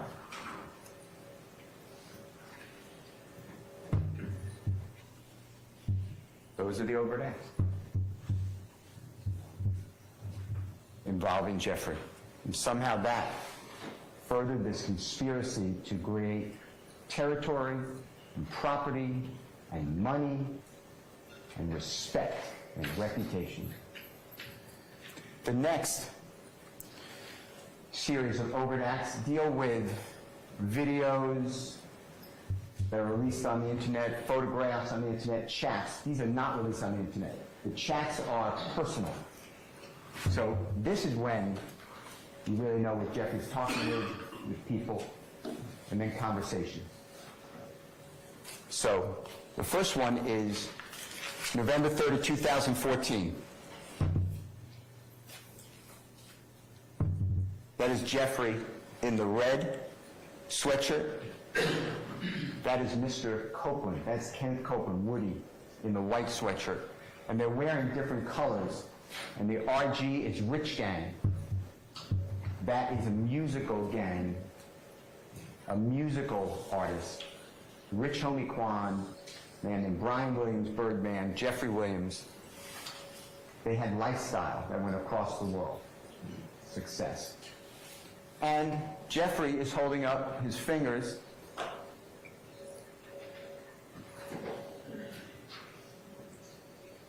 Suppose that's a YSL. That's what he's doing. He's wearing red clothing. That's the overt act. Jeffrey didn't release that. That's not his Instagram releasing it. But that's the overt act. The next one is January 3rd of 2015. That is Mr. Demekin Garlington in the red with the glasses on. That is Jeffrey, closest to us. There's money on that table. There's a double cup, styrofoam cup. And it says that Jeffrey posed for a photograph. Jeffrey's not even looking at the camera. Jeffrey didn't release that on social media. He didn't post it. That is Mr. Garlington. And that's Mr. Garlington's "We Ain't Going Back and Forth." Mr. Garlington and Mr. Copeland are brothers. They consider themselves one. What happens January 3rd, 2015? It's an important date. Shortly before New Year's, you will remember that Kenneth Copeland stole Donovan Thomas's chain, expensive chain, his driver's license, his wallet, and his cell phone. That's Mr. Garlington saying, "We ain't going back and forth." That's the overt act. Dealing with Jeffrey Williams. Jeffrey didn't even post it. Next one is January 26, 2015. Again, this is Mr. Garlington. Now, what I'm showing you, by the way, are the overt acts from the indictment. You'll have the indictment. These are language of the indictment. And this goes to a video you will see. And it's Jeffrey. By this time, his teeth, his rotten teeth are covered with gold. He's trying to fix himself, make himself a better image. It is 16 days after Donovan Thomas is killed. And it says, Jeffrey saying, so an A lies to their kids, lies to their mamas, lie to their brothers and sisters, then get right in the courtroom and tell the God's honest truth. Don't get it. Y'all ends need to be effing killed, bro, from me and YSL. It's exactly what Jeffrey's been thinking all the time. The criminal justice system is out of control. But what do you learn here? First of all, Mr. Garlington released that on his Instagram, not Jeffrey. Second of all, when was the video made by Jeffrey? Was it made, as the state told you, 16 days after Donovan Thomas's killing, and therefore somehow it's relevant to this murder? You will learn that that video was in existence before Donovan Thomas was ever killed. That is a repost. That is a repost by Mr. Garvington. The prosecutors, the police, are misrepresenting the evidence. What does happen on January 26, 2015, though, is Donovan Thomas's close associate. He's also a very well-known musical performer. His name's Mr. Bennett. He goes by YFN Lucci. His mother's house. He's shot at. His mother, Mr. Bennett's mother, YFN Lucci's mother, is shot, as well as her boyfriend. That's what happens on January 26, 2015. This is released by Mr. Garvington. Because everybody wants to associate with Jeffrey. He's the only one who got out of that area. Everyone talks about him. You're going to see in the chats, they don't even know him. Hey, if I do this, how much will Jeffrey pay me? Hey, if I do this, will Jeffrey take me on tour? Hey, if I do this, will Jeffrey do this? Can I get Jeffrey's number? Can I come to his house? Will he buy me jewelry?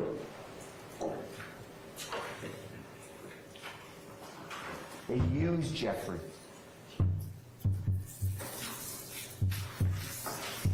This has nothing to do with Donovan Thomas.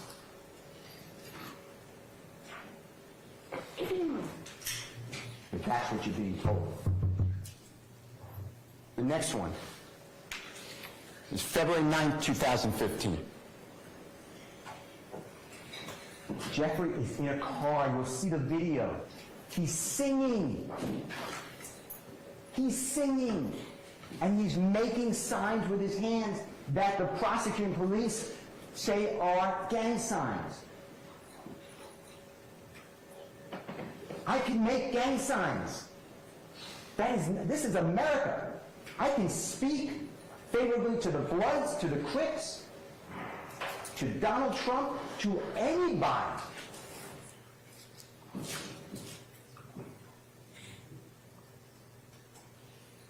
That's the overt act, and Jeffrey didn't even release it.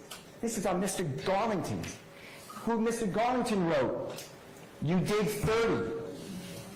YSL coming soon." Instead of the C for the Crips, you remove the C if you're in favor of the Bloods, and you use another letter, sometimes a B, this one you use an X.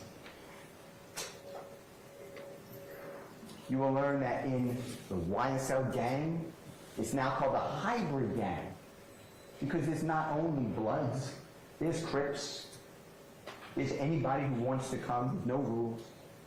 But now the experts in the Atlanta Police Department, those are the only experts, they're all the same, the Atlanta Police Department. Now it's a hybrid gang. That is the overt act. It's not written by Jeffrey, it's not released by Jeffrey, but they want you to fear music that talks about killing, drugs. It is art. If you don't like it, you don't have to listen to it. But this is America. It is art. And you will learn that rap is the most listened to music in the world. It's the #1. It is a multi-billion-dollar industry. You don't fear this. We encourage it. It generates money. It puts people to work. It's not meant for brainwashing. It's whatever the consumer chooses. It's art. It's like reading a book, looking at a painting, watching a movie, reading poetry. It's what you believe it to be. That's what we do, as opposed to Russia. They stop all communications. They censor. The next overt act is March 20, 2015. Jeffrey is with Shannon Stillwell, Diamante Kendrick, Mr. Garlington, Mr. Arnold.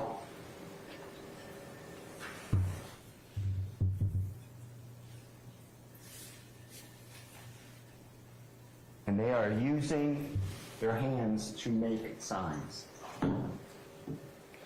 That's the overt act that furthers, that drives this conspiracy. That's it. Jeffrey didn't even release that photograph.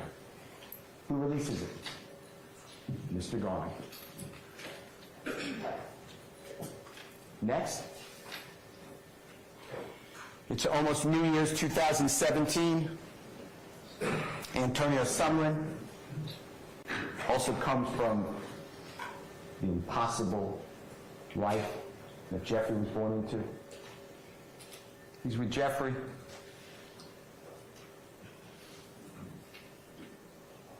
There's a social media captioned "Original Slime SHI."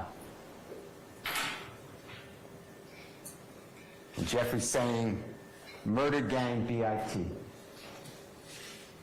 And holding up his fingers, his YSL. Until we're dead and hell. That's the overt act. That's driving this conspiracy. The next is August 8th of 2019. That is Mr. Bennett. He's a very, very, very prominent musical performer, rap, gangster rap. It's August 8, 2019. And this is Jeffrey's post. Jeffrey did post this. And he wrote, "YFN," meaning Mr. Bennett, "if I ain't like what you do for your mother and kids," and capitalized, "I would have been kill you." That's supposed to be this rival, this leader of the YSL, the King Slime, against IF Gang. And here we go. What they don't tell you, but what you will learn, is the day before, Jeffrey released an album called "So Much Fun." And YFN Lucy criticized that album in social media. That it's awful. And what you also will learn is that in 2016, years before, YFN Lucy, he's not as high as Jeffrey. He does not have as much fan base or interest. He doesn't make the money that Jeffrey does. So YFN Lucy does what all these rappers do. They attach to somebody bigger to promote themselves. Jeffrey did that too. He did it with Lil Wayne. He did it with others. In 2016, Mr. Bennett, or YFN Lucy, he released on social media that he has been having sex with Jeffrey's fiance.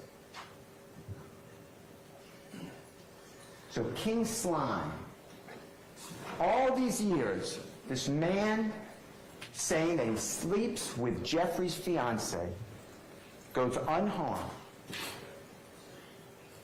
Nothing done.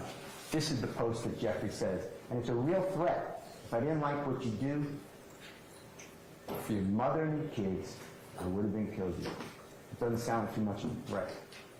That's the overt act. The next one is March 12th of 2020. Mr. Huey and Mr. Williams. Now, this is not social media. These are actually conversations that the prosecution subpoenaed from Google, or from Instagram, or from Twitter, or from Facebook. You get all of Jeffrey's statements. This is very invasive. And what happened right before this, and if you look at the date, this is right before COVID hit in 2020 in America. Sergio Kitchens has a dear friend, co-worker. He is a producer, an engineer, musical engineer. So Sergio Kitchen performs, this other person turns the music, the beats, makes it right, changes lyrics, does whatever they do. This producer or engineer's name is Chandler Durham. He goes by Turbo. And Turbo's car is stolen. And in that car are beats, lyrics that cannot be reproduced. They're the only copy. They're in a hard drive in his car. The car is stolen. And it is alleged that Mr. Huey's friends or acquaintances or people that Mr. Huey knew took that car. Not that Mr. Huey did it, but that he knew who did do it, who has that property. And Jeffrey writes to him, if you don't take it back, he's going to die. Give back the property. You will learn that no one died. You will learn that the property was never given back. That is the real leader of this feared criminal street gang. He's ignored. That's it. That's March 12, 2020. The next one is February 4, 2021. Now this again is the personal chat. Trantavia Stevens, he grew up with Jeffrey. They exchanged clothing, dirty clothing. They went hungry together. And Woonie Lee is also a up-and-coming musical artist that Jeffrey wanted to sign, but Woonie Lee went to another record label. Jeffrey supports him to encourage his career. And this is February 4th of 2021. And what the indictment did by the prosecution through the grand jury is they put this together, and this is bad. I understand when you read it. Objection to your argument. Outstanding objection. Thank you. This reads, YSL rule the world, kid. 24M on an N head. Y'all just start bringing me the money. Man, y'all and stop playing with me. So when you read that, it sounds like there's a contract on someone's head. Kill him, start bringing me the money.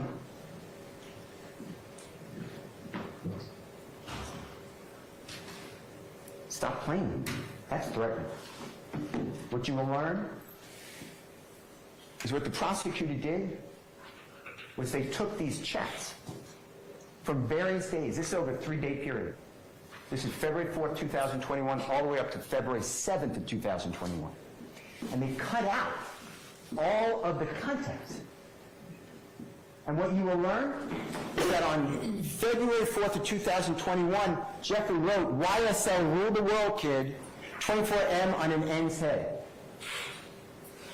What happened on February 4th, 2021, that was released on social media and went around the world, is one of Jeffrey's artists that he signed, who developed, he encouraged, and who made it.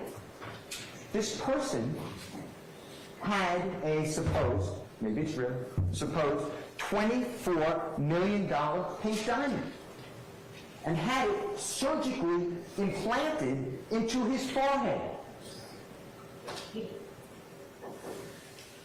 There is a photograph next to YSL Rule the World Kid, 24M on an N's head. There's a photograph. If you click on it, it is the rapper with the surgically implanted pink diamond in his forehead. The police bury this. The prosecution buries this. I will show it to you. Now, the evidence will show, they may say, oh, it's on. We made a mistake. There's no mistakes here. This is a big deal. This is a bill of indictment in Fulton County, Georgia in 2023. Your Honor, argument. Outstanding objection. That is misrepresenting. You will learn. You will see it. It has nothing to do with put a contract on someone's life.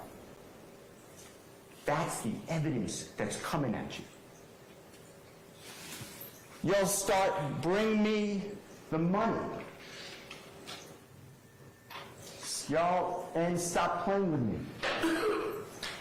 When you read, this is a long chat. These people are struggling. Trentavious Stevens is struggling. He's sharing a home with other people. They're trying to pay rent. They're working jobs. These are hard jobs to work. They're trying to save money, trying to eat, trying to take care of their kids. And Trentavious Stevens is in the chat saying, I paid the rent last month. Jeffrey doesn't live with these people. He's just included in the chat. He's hardly on these chats. And Trentavious Stevens is complaining. And he's saying, give me the money for the rent. We got to pay the rent. I paid it last month. Everyone's supposed to put the money on the stove, in the kitchen. No, I'm doing what you said you do. We live together. And Jeffrey said, y'all start just bringing me the money. I'll pay the rent.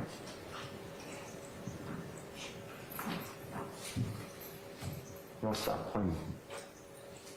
That's the overdose. That's furthering this conspiracy. That's what they did to that man.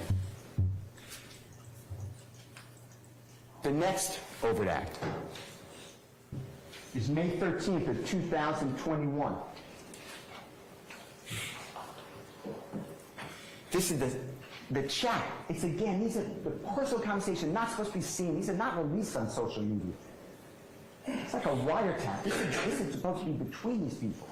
And it's Mr. Martinez-Arnold, who, by the way, is a Crip. He's in YSL.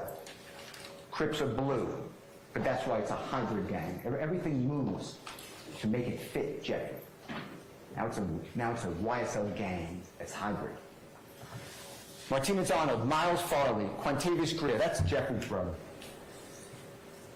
Wani Lee, you just learned about him, he's an up-and-coming rapper, signed to another label. Jeffrey's promoting his career. It's not even signed to Jeffrey's label. Jeffrey's promoting him. Trentavious Stevens, you learned about him, grew up with Jeffrey. Antonio Sumlin and Jeffrey. And it's May 13, 2021. And Jeffrey wrote, y'all ain't beat him up or shot him yet. Y'all ends getting soft. Well, that sounds bad. But what you will learn is the conversation was about Trentavious Stevens complaining to another person who's in that chat. That other person tried to sleep with Trentavious Stevens' girlfriend. And the other person told Trentavious Stevens' girlfriend, Trentavious Stevens is cheating on you with another girl. And Trentavious Stevens and this other man are leveling each other over this chat. And they're going back and forth, and this goes on a long time.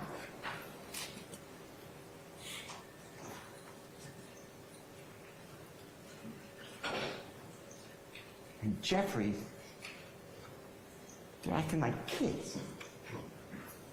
And Jeffrey wrote, y'all ain't beat him up or shot him yet.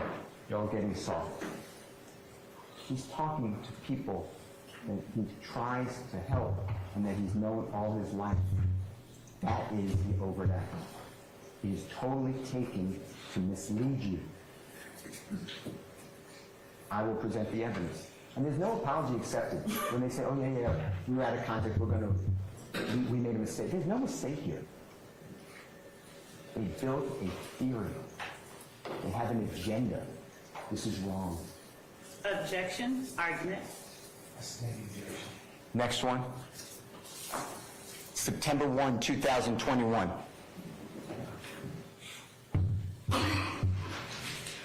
Mr. Mender is in the Fulton County Jail. When you're in the Fulton County Jail, not only are your jail calls, like a telephone call, recorded, but you can do things with loved ones where you can actually see them, like a FaceTime. Or I guess that's Zoom. But they're recorded.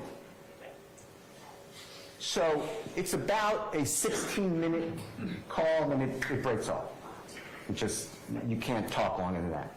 on the jail call. You got to call back and pay more money. And Mr. Mender is speaking with Mr. Huey. And this conversation starts with Mr. Huey driving in a car. You'll see this. And Mr. Mender is on his iPad or Mac or whatever device he has. And Mr. Huey meets Jeffrey Williams at a jewelry store. Jeffrey has an image. He's very, very visible. He wants to be visible. It promotes his brand. He wears gigantic jewelry all the time. His face tattoos, his tattoos on his body of the bloods, of 5 stars, of his kids' names. He has 6 children. His brothers and sisters' names. Of the struggles he's been through. Jonesboro South. And Mr. Huey goes into the jewelry store. And Jeffrey walks up. So now you see Jeffrey in the viewfinder, in the video. And he sees Mr. Mender. And Mr. Mender knows that Mr. Huey's in a jewelry store, because Mr. Huey before that showed him. And Mr. Mender says to Jeffrey, "Hey, I need something." And Jeffrey points to Mr. Huey. He says, "Speak with him," and walks away. Jeffrey's on that video audio for 31 seconds. That promotes the Rico conspiracy, that Jeffrey dares to speak with a person who's in custody and treat them well. He didn't buy anything for him. Jeffrey walked away. That's the next overhead. The next one is September 4th of 2021, so a couple days later. And Jeffrey is with Mr. Huey. And Mr. Huey puts on his Instagram, it's not Jeffrey's post, Mr. Huey was in custody shortly before this. And he wrote, "From lockdown to a jet, slap is." Says Jeffrey poses for the photograph. Jeffrey's not even looking at the photographer. Jeffrey doesn't post this. That somehow promotes this conspiracy. This violent, territorial, money-gathering, reputation-building, fear-producing conspiracy. That's the overt act. The next overt act is November 14, 2021. It's again Mr. Huey, Mr. Williams. And Mr. Huey writes, and now this again, this is a private conversation. This is not social media. And Mr. Huey wrote, "You know I'm ready to handle the business and go sit down if I got to about any one of y'all on my mama." What the prosecution leaves out is the next line by Mr. Huey, where Mr. Huey writes, "But I don't even know if this is true or not." And Jeffrey writes, "Have you spoken with Gunnar or Sergio Kitchens?" And Mr. Huey responds, "Yes." And what they're talking about, if you remember, right before COVID of 2020, Jeffrey is telling Mr. Huey, get those people to return those beats. Those beats are not ever coming back. They're lost. That is proprietary information. That is valuable art. They're gone. Mr. Steele, I hate to interrupt you, but you might be time. How much longer do you have? An hour? We're going to take a couple of breaks sometime. 10 minutes, okay? All right, we're in recess.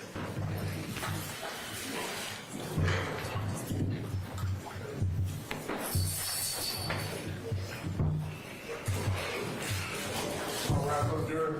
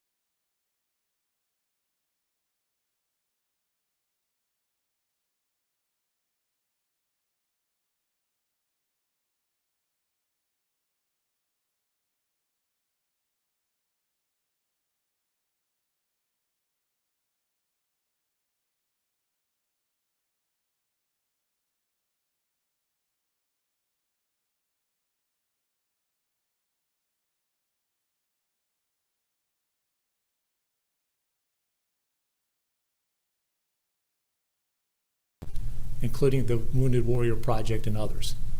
No one came here today to sell a t-shirt. We came here today to finish a job. We came here today for justice. And we trust you, Your Honor, and we trust this court. We thank Creighton Walters and his excellent team for the work they've done in this case. Thank you. Thank you. Okay, Tony Satterfield would just like to say a brief word. Yes, sir. Mr. Morning, Your Satterfield. Honor. I do have one request. Do you mind if I face that way? That'd be fine. Because when I talk to people, I like facing who I'm talking to. Thank you. I really don't have words. You lied. You cheated. You stole.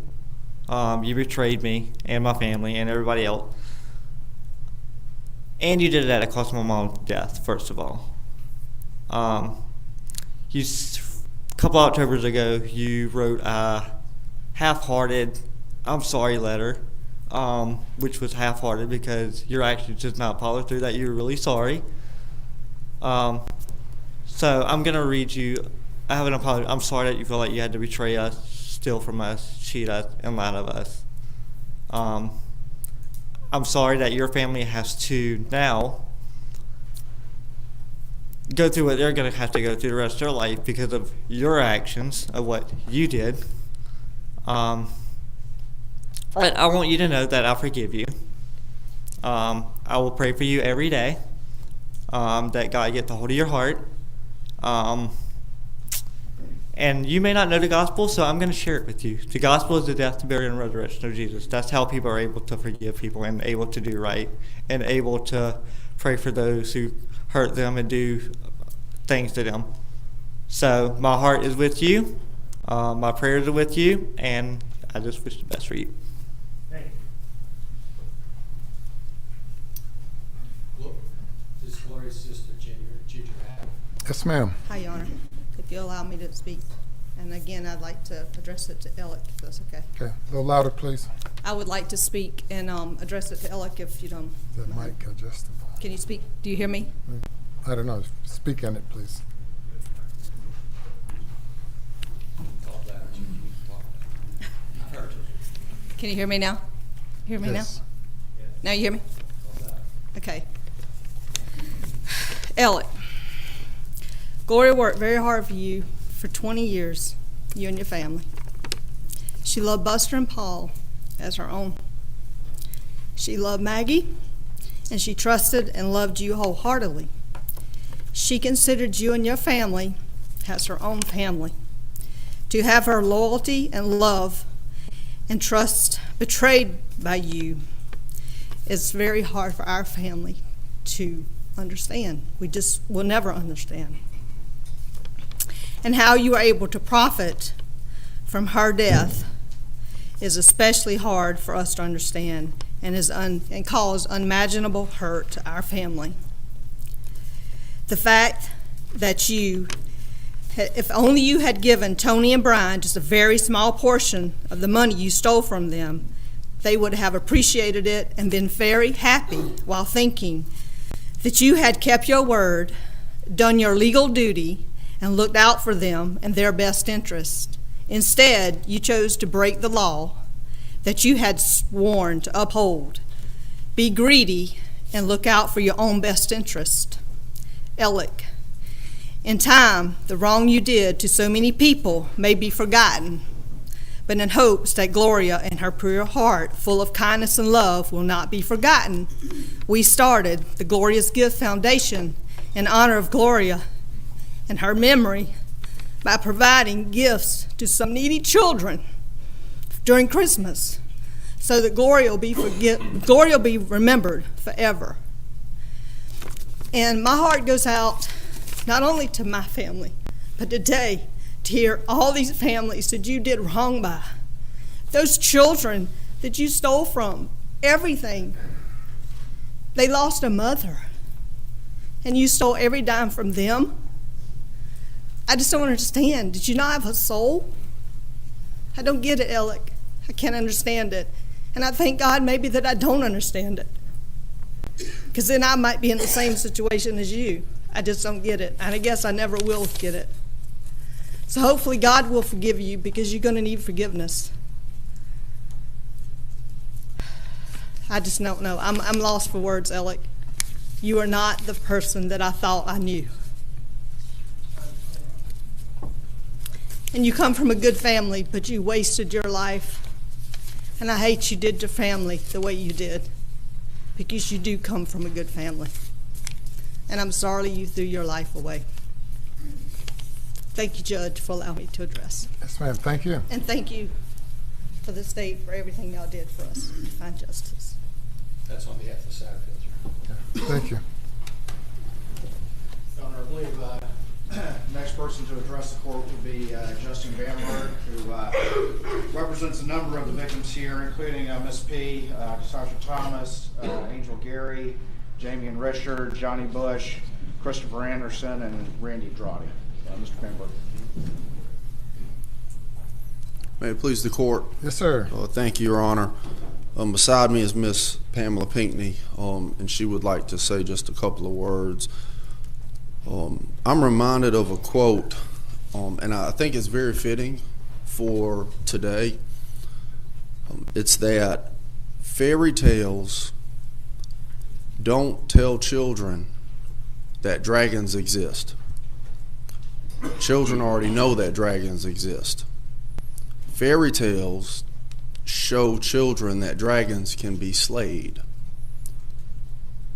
This process, from the beginning of the investigation through the state grand jury process, as Attorney Waters said earlier, a lot of people were afraid to participate, and it took courage. That grand jury process, this entire criminal justice process, not even thinking about the civil stuff, the criminal justice process, this has been the fairy tale.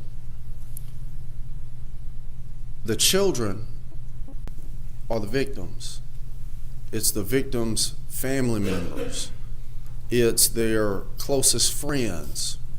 It's the people in our communities, whether you're talking about Colleton County, where some of the charges were pending, or Beaufort, or Hampton, or Allendale, or Bamberg, or Orangeburg, those communities, the children.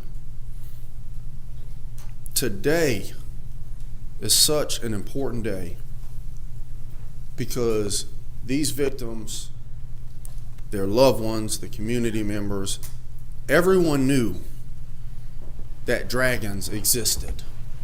They've seen it. They watch TV, they read the newspaper. Everybody knew that dragons existed. Today, this sentence, Your Honor, will show all of them that dragons can be slayed. And that is important in our society. With regards to the sentence, and it's tough to reach a decision in talking with the clients and explaining them what the options are. We support the sentence. It is a lot of time in the quote-unquote legal white-collar arena, but there's another aspect to this, and I understand, I get it. I think my clients, the victims, understand that this entire ordeal for a lot of people, not just in our communities in South Carolina, across the planet, this entire ordeal has been very entertaining to them. And I don't say that in a negative light. They're not involved. It wasn't their mother who died. They didn't have to bury their son, right? There's a reason Law and Order is one of the #1 most watched shows that's ever been on television. It is entertaining to them. But for a lot of people, this has been one of the worst nightmares, the worst fairy tale that anybody could ever actually have to live. And it needs to come to an end. Again, one of the most amazing things that I have seen from my clients is the degree of grace. What's the saying? Act justly, love mercy, and walk humbly with your God. And a lot of them live by that. There are people who would have every reason. Jeffrey Williams was involved in that shooting. Although Kent Copeland said, I don't know anything about him, just tell me what I heard. Kent Copeland's one of those liars in the neighborhood that everyone knows.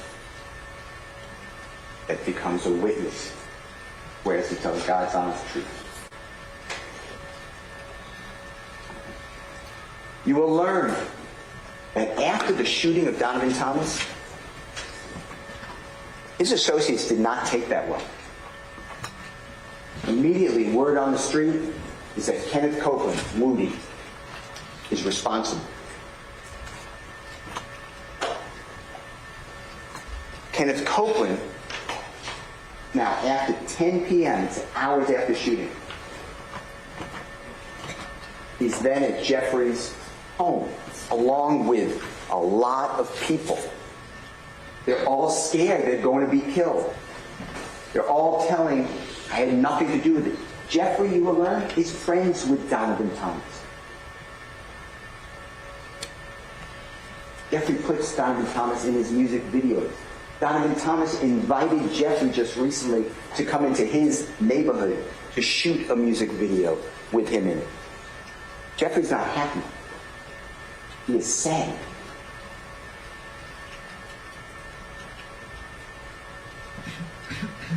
Kenneth Copeland says, the police are calling Kenneth Copeland. The police are right on him. You will learn, and it's on recording, that Kenneth Copeland goes into the police station later that morning, so it's a very early morning hours, January 11th of 2015. He was with Detective Thorpe. Detective Thorpe is recording this. And Kenneth Copeland says, yeah, I got your call. I was at Jeffrey Williams' house, Doug's house. Everyone knows Jeff. And I told him that the police won't talk to me. And Jeffrey said, you had nothing to do with this. You should go talk to the police. That's what Jeffrey said. Detective Thorpe asked Kenneth Copeland, this is hours after the killing. Do you have anything to do with a rental car, an Infinity rental car? Were you in an accident in an Infinity rental car? And Kenneth Copeland says, no. Okay, let's take another little break, and we'll come back on the other end. We'll listen to more of this defense opening statement. Please stay with us.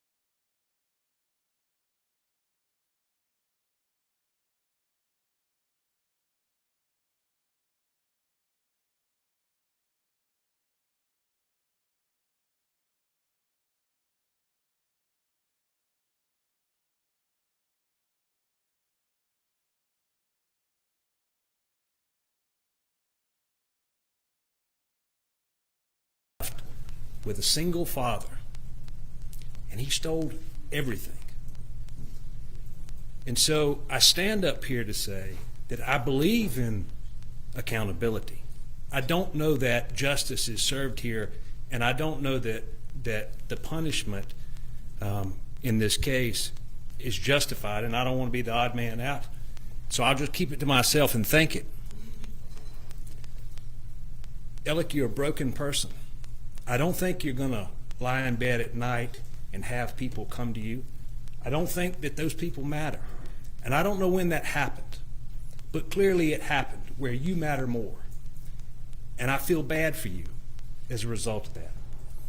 I knew Paul and Maggie. I knew you. A lot of people thought they knew you. Clearly we didn't. I don't think you've always been this way, but somewhere along the way, you became broken. And you've justified it, and he's justified it every step of the way. And I stand up here, Your Honor, to simply correct the record.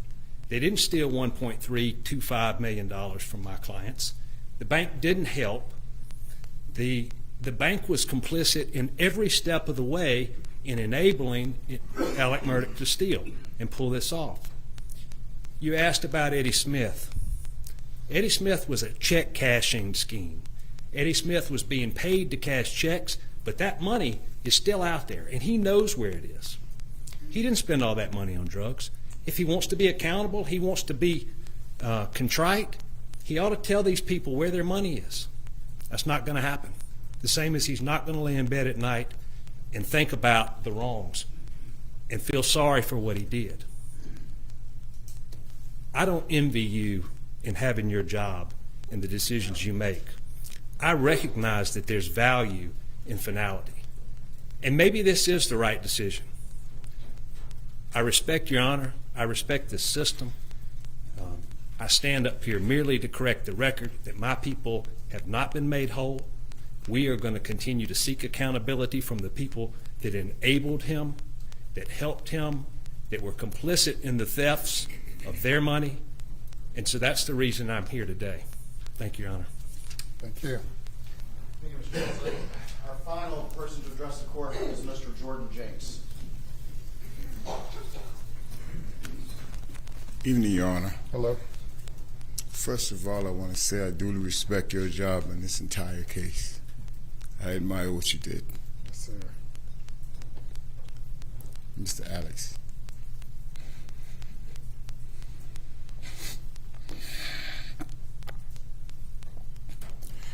I've been waiting on this day.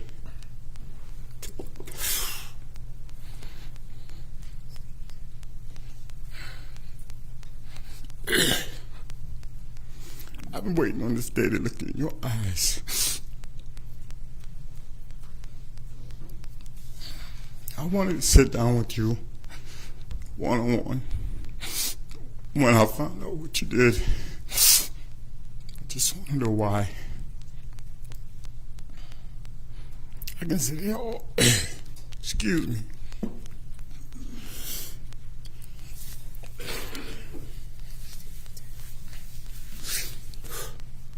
Unlike a lot of these people here, these victims, I got a lot of intimate stuff that I could say.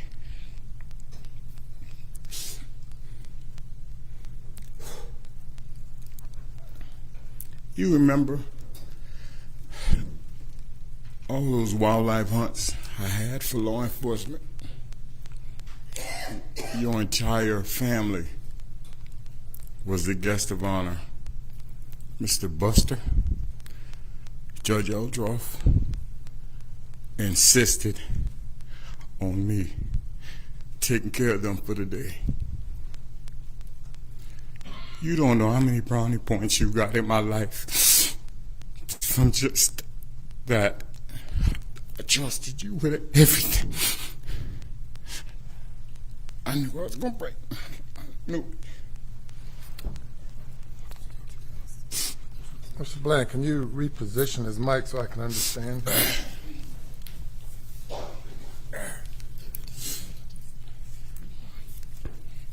I knew I was going to break.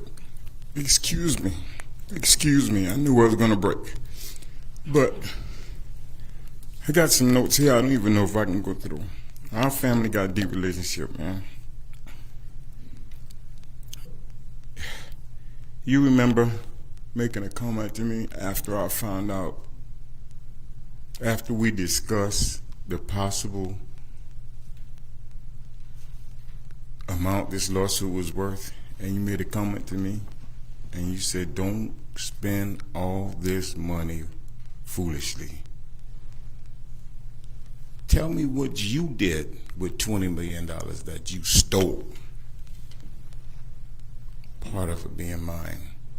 And you know, I'm sitting there crying. I want everybody to, the judge, I need you to know. I'm not crying because of what he stole from me. I'm crying for what he did to everybody in the suit.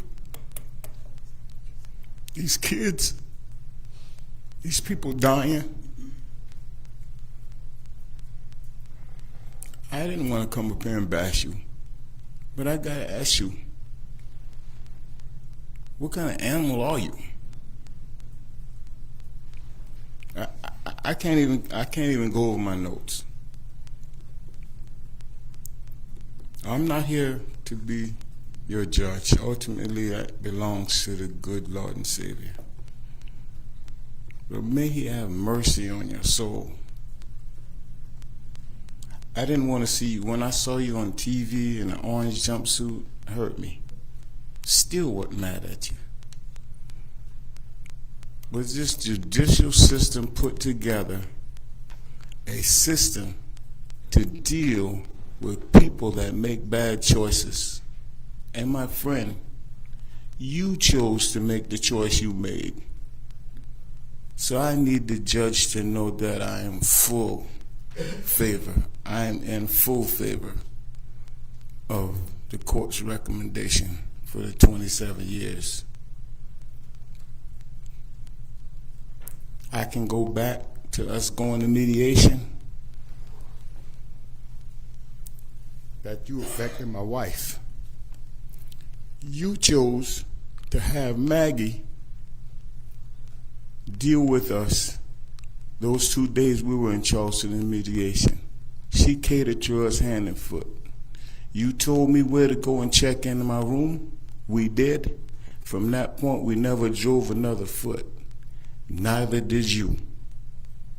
Maggie drove us everywhere we went. When all this came about, Paul, and Maggie, I couldn't believe it. I didn't believe it. But after sitting here today and hearing some of the devious things that you did to people, these victims here,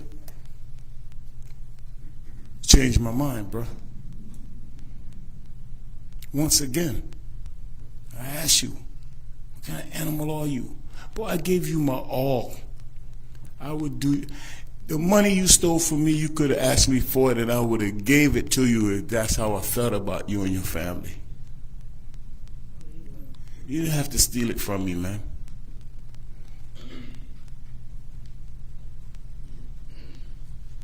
And I still, if there's any way possible, you set it up for me to be on your visitation list.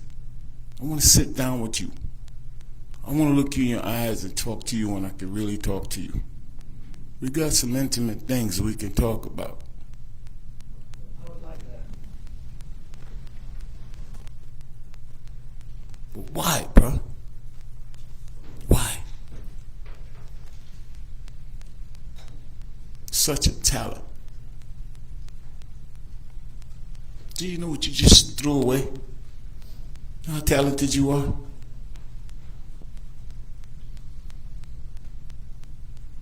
I don't understand. Mr. Harpoonian, nothing to do with you, but you made a comment earlier about the attorneys trying to sell bonds.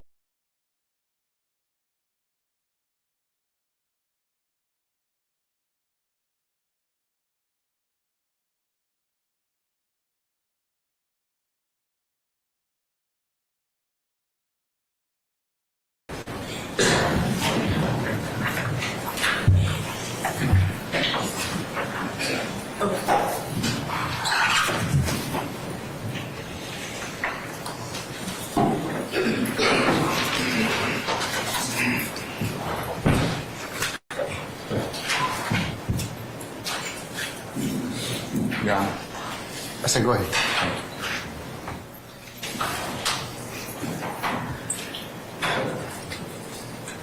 So this is a personal chat that law enforcement, the district attorney's office, got as subpoenaing the private conversation. Mr. Williams, this is Mr. Williams and Mr. Huey. And Mr. Huey wrote what I read before the Honorable Judge Randall wrote. I'm ready to handle the business. I'm going to sit down if I got to without any one of y'all, my mama. And the next line that's omitted is Mr. Huey saying, but I don't know if it's true or not. And then Jeffrey Williams responding, have you spoken with Gunner, who's Mr. Kitchens, a well-known performer? And Mr. Huey saying yes. And this relates back to March of 2020, right before COVID. And Jeffrey Williams is telling Mr. Huey, you know the people who took the property of Mr. Durham, known as Turbo, who works closely with, is one-on-one with Sergio Kitchens. Mr. Huey is not in well graces with Sergio Kitchens. Sergio Kitchens holds a grudge against Mr. Huey at this time. And Mr. Huey is writing here before this, I need money to support my family. I want to work for the business. This is a big business that Jeffrey has. There are people who make the flight arrangements, book the buses, carry the bags, pack all the equipment, get the restaurants, the hotels, work in the studios, work on promotion. These are a lot of people that he employs. And the record label that he works with. He works with a publicly traded record label.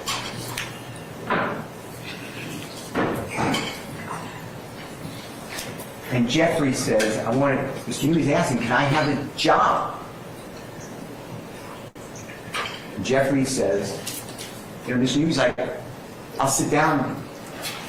For any one of y'all, or my mama, I don't know if this is true or not. Meaning he's saying, I don't have the information that Mr. Kitchen wants. And Jeffrey's response is what I told you.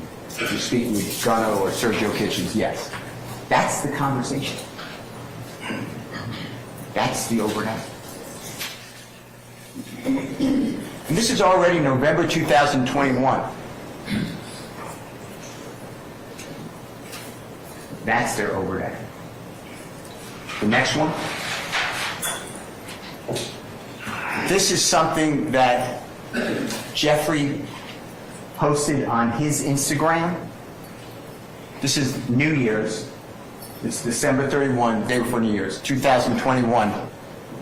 And Jeffrey made this very popular. He didn't create it, but his fans love this. And it's wipe your fingers across the nose. Wiping N's nose. And to the prosecution, the police, the district attorney's office, that is a rally cry for violence. That's what they're going to tell you. You will learn, people do this all across the road. You will see images of NFL football players catching a touchdown, take off their helmet, going like this. Baseball players hitting a home run in the playoff game, going like this. This is nothing of criminal activity, but it is to the district attorney's office of Fulton County. Jeffrey's also wearing across his chest, you'll see YSL. It's a very expensive pendant. And that is it. The next one is January 16, 2022, and Jeffrey releases this. It's on Jeffrey's Instagram account. And the prosecution is targeting, that's Jeffrey taking a selfie in the mirror, and he has his hand up, and the indictment that the prosecution had the grand jury return says he's holding up a blood sign, and that furthers this conspiracy. There's nothing wrong with holding up a blood sign, but That's not a blood sign. A blood sign is like this. It looks like a B. That is a P. Jeffrey's fingers are down. And what you'll learn is that Jeffrey just released, with Sergio Kitchens, performer known as Gunna, a song that is wildly popular. It's around the globe. It's called Pushing P. And it's positivity. It means any circumstance you're in, if you think positively about something, you can make it through. You're pushing positivity. You're pushing P. Jeffrey is showing the P. It's not a B. But that became, from the district attorney's office in Fulton County, from the City of Atlanta Police Department, a reason that furthers this supposed conspiracy. That's the evidence that they're showing you. The next one. This is Jeffrey. It's February 12, 2022.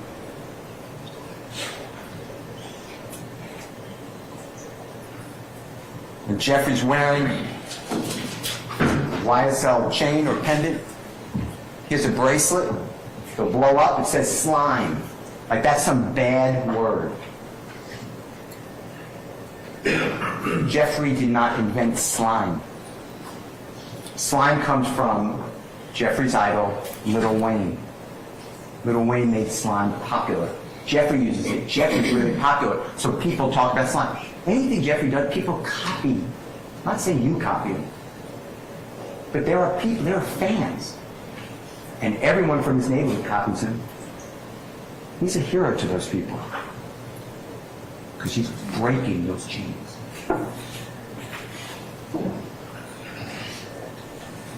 He has a tattoo. We'll blow it up for you during the trial, but it's on his right chest area, and it's a B, and it's colored red. Jeffrey doesn't run away from the fact that he knows people who are in gangs from all sorts of gangs.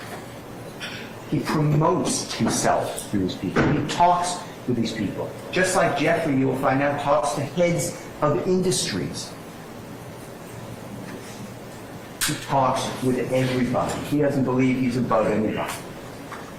It doesn't mean the fact that he talks with, or I talk with, or you talk with, or the prosecutor talks with, a person who's in and represents the Bloods, or the Crips, or the fashion show, or the Atlanta Hawks. We don't criminalize association.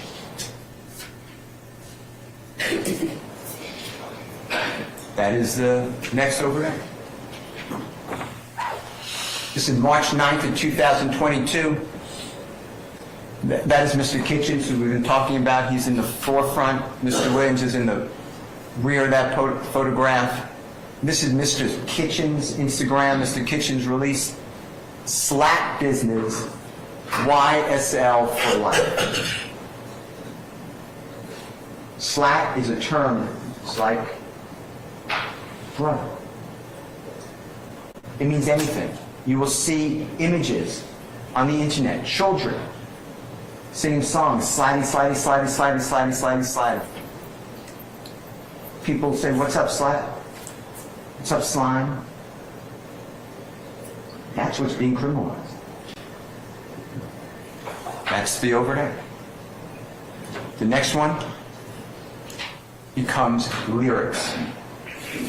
Now, I separated these to just group them together, but these are songs. Some of them Jeffrey performed, some of them he didn't perform these lyrics. Some of them, the lyrics got changed because he doesn't write them down. The prosecution did not have the lyric find them. They went out and they did a database. And they searched all of Jeffrey's Instagram, all of his Facebook, all of his lyrics, to try to find any mention of Bloods, the color red, drive-by shooting, a Tahoe, killings, 12, drugs. They searched for it. These are not confessions. These are not admissions. This is art. You will hear from the most prominent expert in hip-hop and rap. He will tell you that these words, the lyrics, they're common. These are not unique and say, oh, that's a Donovan Thomas killing that Tahoe. Jeffrey sings about cars all the time. He names all different cars. They just pulled out the Tahoe. Drive-by shootings. These are common things. This is, you will learn, studio gangsters. They're in the studio. They are creating music for us to listen to. If you go to the first one, that's April 20th, 2014. It's a song released on social media, a song called Ooh. Red just like Elmo, but I never effing give go. YFL won't fold, pick his A off the balcony. There's no evidence anyone got picked off the balcony. YSL, wife at ends, nose, which I showed you. I'm an F for the cash. Then she's getting robbed by Tick. Tick is another name for Trontavious Stevens. He will tell you he had a rough life. He's been in custody. In a Bentley on Wesley, getting trailed by sniper, there's no evidence of that. All I ever wanted was the money. Put your hands in the air if you dare any MF to step over here. F&N, that's a type of gun. Put him in the wheelchair. These are lyrics that rhyme. Those are taken out of context in that song, but they're lyrics. If we're going to criminalize lyrics, you will learn. We all should watch what we say. You will learn that Bruce Springsteen sings about going out west, driving with a gun on his passenger's lap. They're going to kill everything in sight. Nobody prosecutes that. But rap lyrics, you'll find out is prosecuted. Next one. March 25, 2016. Jeffrey released a song on YouTube. It's called Slime, S-H-I. Hey, this slime, S-H-I. Hey, YSL, H-H-I. Hey, killing 12, that means police, S-H-I. Hey, flick a jail, S-H-I. Hey, cooking white brick, that would be like making crack cocaine. I'm not new at this, hey. I'm so true to this, hey. I done put a whole slime on 100 licks. Slime or get slimed. I'm the VIP and I got that pistol on my hip. You praying that you live, I'm praying that I hit. Hey, this, that same slime, S-H-I. FF, the police, and a high speed. Hundreds of rounds in the Tahoe. The next line has taco. These are rhyming. There are not 100 rounds in the Tahoe of Mr. Donovan Thomas. You'll have no evidence when that lyric was even created. The prosecution doesn't care. These are release dates. They have no clue that this is what they're giving to you. And is it 100 rounds in a Tahoe like bullets hit a Tahoe? Or is there someone driving a Tahoe with 100 rounds in it? It's up to the listener, I guess. But the police officers in the city of Atlanta, district attorney's office, Fulton County, everything. It's like 24 M's on the N's head. Everything is viewed wrong. I'm prepared to take him down. Got banana clips for all these ends. Acted monkey. This says slime, S-H-I. This says mob, S-H-I. F the judge, YSL. This is mob life. That's the overhead. It rhymes. There will not be one person to come in here. There will not be one document that comes in here to say the intent of that song was to brag about something that happened to Donovan Thomas or anyone else. Jeffrey's being targeted. The next one, April 12, 2018, Jeffrey released a song on YouTube. It's entitled Anybody. And Jeffrey said, I never killed anybody, but I got something to do with that body. I got the streets on my back, carry it like I'm moving a body. I told him to shoot 100 rounds, like he's trying to move the body. Ready for war like Russia. I got all types of cash. I'm a general. You will hear that other artists use the same type of lyrics. Before Jeffrey, after Jeffrey, these are typical. You also learn that this is a song that Jeffrey did with Nicki Minaj. This song is a gigantic success. Now it's become a confession. It's not true. The next one, January 15, 2019, Jeffrey on YouTube, a song called Bad Boy. I shot his mommy, so now he no longer mentioned me. I had, those are shoes, when I shot the sea, act like you want war, they're gonna smoke you like a blunt. I shot at his mommy, now no longer mentions me. So the police are going to tell you, the prosecutor is going to tell you, huh? Mr. Bennett, YSL Rico, her mother was shot in drive-by shooting. That was done by Mr. Coke. It's not Jeff. It's also January 15, 2019. That shooting happened on January 26, 2015. There's no connection. Plus, YSL Rico, he still mentions Jeffrey. That's how bad his album is. He says in 2016 how he slept with Jeffrey's fiancée. These are just lyrics. These are art. Criminalized books, movies, maybe other forms of music. How come other forms of music don't get criminalized? Next, September 16, 2019, Mr. Arnold, Jeffrey Williams,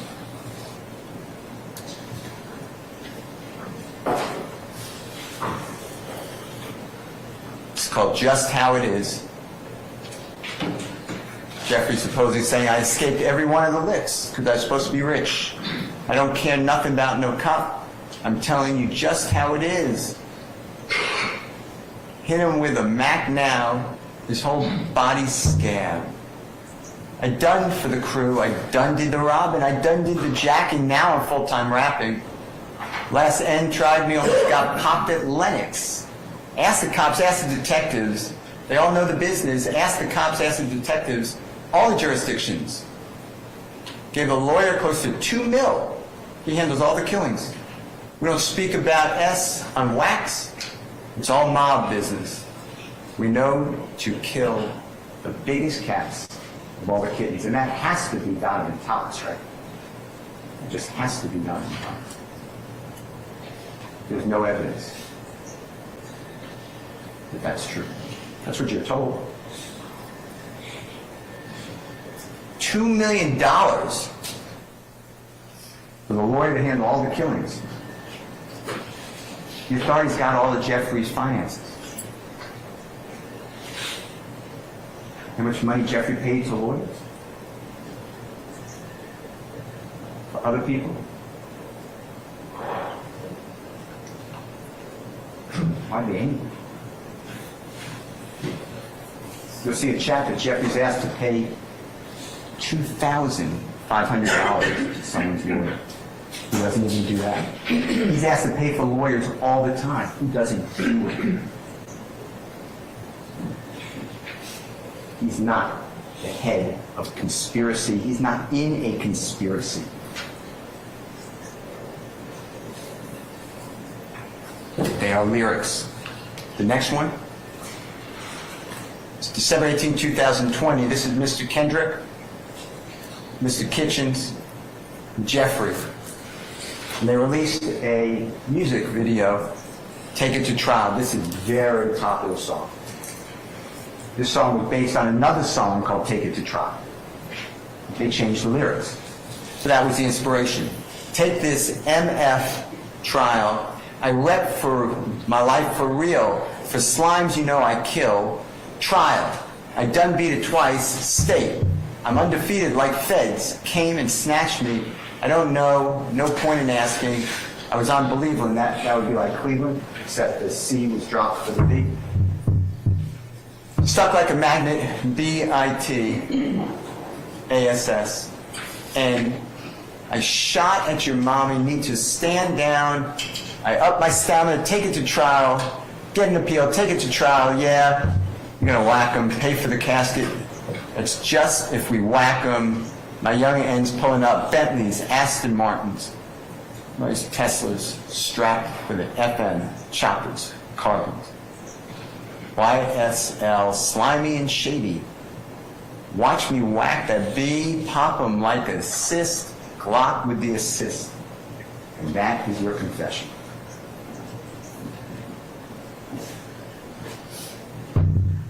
Stuff goes around the world. Now it's held literal to Jeffrey. It's outrageous. The next one. It's April 16, 2021. Jeffrey released a song on YouTube. Really be slime. The lyrics, my end really, they slime. We committing them crimes. Hop out and shoot. Roll one up for the gang. Want to be slime? Go catch a body.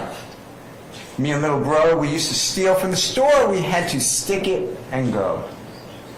That's a confession to an armed robbery. Had to stick them up and go. That's what we're dealing with here. I'm also not telling you that these lyrics are accurate. This is the interpretation of the City of Atlanta Police Department and the District Attorney's Office of Fulton County. You will not hear from the District Attorney's Office. Call one witness who's an expert in lyrics, in rap, in hip-hop, in gangster rap. They're not going to do it. They're going to do it through gang experts. Because the gang experts know what they're doing. And they have 5 gang experts. But they really have 1. Because you're not going to get experts from different jurisdictions, from different types of teachings, from different learnings, from different thoughts. Your 5 gang experts in this case from the District Attorney's Office of Fulton County all work together in the City of Atlanta Police Department. Those are your 5 gang experts. They teach each other. They talk to each other. They decide what the rules are. None of them gave a report. It's just they know it because they are controllers. That's what you're going to be told. They know it more than you, more than me, more than Jeffrey. They just know. We're going to have 5 people designated as experts. They all are biased. They all targeted Jeffrey. They all work together. They have an agenda with the District Attorney's Office, Fulton County. That's our crime. The next one. This is April 16, 2021. Mr. Kendrick, Jeffrey. It's called Slatty. I killed this man in front of his mama, F little bro, sister, and his cousin. I shoot out, kill him, not leaving a trace. I had to break the safe. Yeah, I didn't leave even a trace. Dissect your body like science class N. Gangster cause, you got a body, little n. Magazine clips, so you might get your issue. You think you gangster because you got a pistol.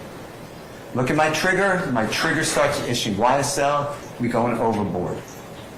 Oh yeah, the lyrics found the prosecution. They searched for this stuff.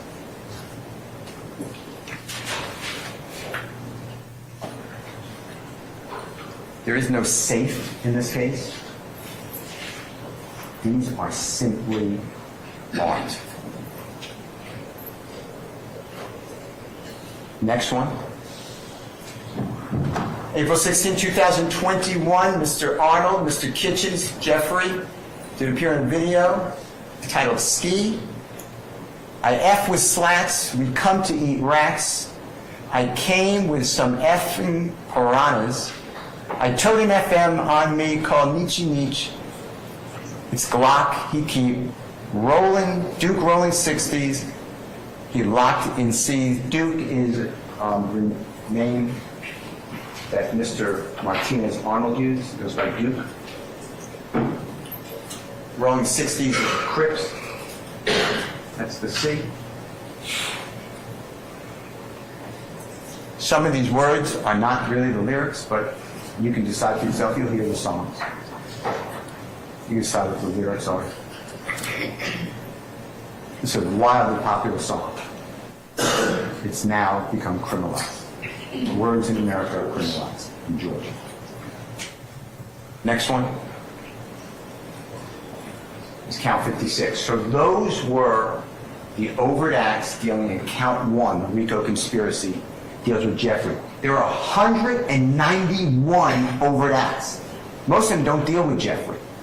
But the prosecution has indicted it through the grand jury to say Jeffrey's in this conspiracy.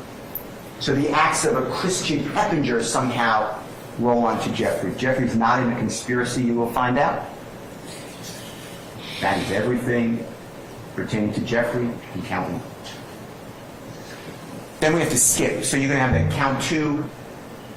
Count 2 is the murder listed by Thomas Jeffrey's not indicted for murder. And you keep going down until you hit count 56. And you're going to go through 56, 57, 58, 59, 60, 61, 62. Those pertain to Jeffrey. So that's what these are individual counts. It's not, these are just separated out. They're all in the overt acts, but now they are separated out into crimes. So 56 is from the 12th day of May of 2018 to the 8th day of May 2022. The dates are there because the indictment was returned the next day, May 9th of 2022. That's why it ends on May 8th, 2022. And it goes back the 4 years because that's something called a statute of limitations. The Honorable Court will charge you on that. But that's why you have a date range. And it says that Jeffrey, he occupies the position of an organizer, a supervisor, a management, a leader in the YSL criminal street gang, and did engage directly or indirectly, either conspired with the following criminal street gang activity: murder, aggravated assault with deadly weapon, armed robbery, hijacking motor vehicle, sale of marijuana, possession of marijuana with intent to distribute, theft by receiving a firearm, possession of a weapon by a convicted felon. Jeffrey's not a convicted felon. They're saying that, well, Jeffrey is in bed with these other people, and therefore their acts are attributable to Jeffrey. Jeffrey doesn't even know most of these people. That is charging Jeffrey with participation in criminal street gang activity. Criminal street gang activity, you will learn, it is not enough to be in a gang. That's not illegal. It's not enough to associate with a gang. That's not illegal. It's not illegal to have a blood tattoo on it, wear red. It's not a crime to promote a criminal street gang. What makes it a crime is if you're doing all those things and you're wearing the colors and you are promoting the gang and then you do a crime to further that gang's activity, the agenda of the gang. That's the crime. Otherwise, we couldn't associate with someone who's part of the Ku Klux Klan, not that anyone would want to, or the Aryan Nation, or any other despicable organization. America would wipe them all out. That's what Jeffrey's charged with. That's count 56. Count 57 also charges Jeffrey with participation in criminal street gang activity. This is along with Mr. Arnold and Mr. Kendrick. And this on May 9th of 2022. May 9th, I may have misstated earlier. May 9th, I don't think I did, but maybe. May 9th, 2022 is the day of Jeffrey's arrest. When law enforcement surrounded his home, there were more than a dozen people there. And what the prosecution did now is say that this is criminal street gang activity. This furthered the gang YSL, because in Jeffrey's home, where other people had access to, there's marijuana with intent to distribute. Jeffrey doesn't have to sell any drugs to make money. Possession of codeine with intent to distribute. Possession of cocaine, it's a very small amount. Possession of firearms. And it's alleged in count 58, 59, 60, and 61 of the indictment, which we'll get to right now. That somehow promoted the gang. That was in furtherance of the gang. Being in a house where other people have access to it with these drugs now furthered the gang. That's the allegation. That's it. Next count. The 58. Mr. Arnold, Mr. Kendrick, and Jeffrey. They possessed marijuana with intent to distribute the day of Jeffrey's arrest. Marijuana is found in Jeffrey's home.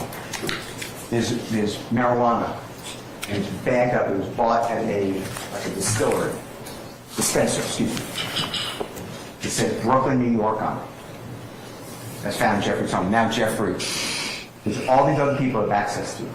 There's no drug test that Jeffrey's using marijuana. His hands, his clothing don't have marijuana on it, and nobody's going to tell you. But now he is charged, out of all the people, with Mr. Kendricks and Mr. Arnold, with possession with intent to distribute marijuana. That's count 50. That's the day of his arrest. Next one. It's count 59. Mr. Arnold again, Mr. Kendrick again, and Jeffrey. It's the same thing. It's the day of his arrest. It's May 9, 2022, and found in the home is codeine. There's a lot of codeine in the home. Buckets full. There's all these separate glasses, bottles of codeine. Jeffrey didn't possess it with intent to distribute. It's in the home. That's it. That's it. The next one is 60. Mr. Arnold, Mr. Kendrick, and Jeffrey possessed cocaine. It's the same day of the arrest. This is a small amount of cocaine. I'm not pro-cocaine. This is a small amount of cocaine. Now he's charged with it.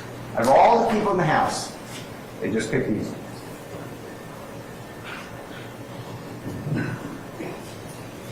Next one. 61. Mr. Arnold, Mr. Kendrick, and Jeffrey, possession of a firearm during the commission of the felony. It's the same date of his arrest when the police took over the home and searched it. And it says that Jeffrey did have on his person, or he conspired with others, a party to crime with others, a Glock 30S firearm, a Glock 357 firearm, F&N firearm, Glock 919 firearm, Smith & Wesson M&P firearm, Glock 45 firearm, which has a converter.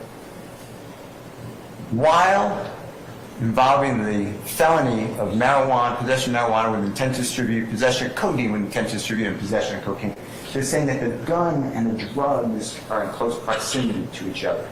And therefore, having a gun, which is not illegal for Jeffrey, except for the machine gun, converted gun. But if you need drugs, and guns and drugs should not be together under the law. You'll have zero evidence that Jeffrey was with a gun near any drugs. There are all these other people at the house. These other people were living at the house all the time. Jeffrey would go from place to place. Jeffrey just got back into our country. He was in Ireland. He was watching Sergio Kitchens perform. He just got back the weekend before.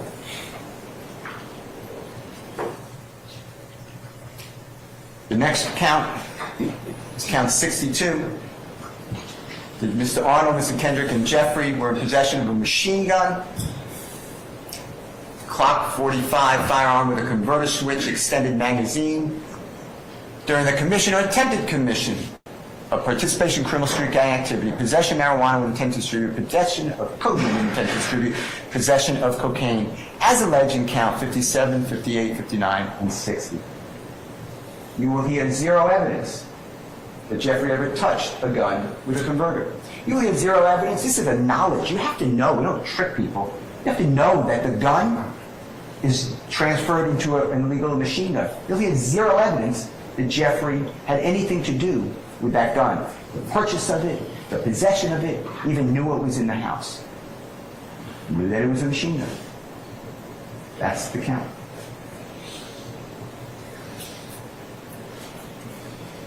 Ladies and gentlemen, that was the indictment against Jeffrey Rico. That was everything.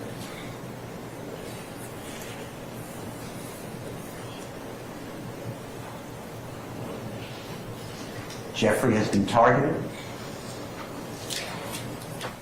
Jeffrey does not trust the criminal justice system.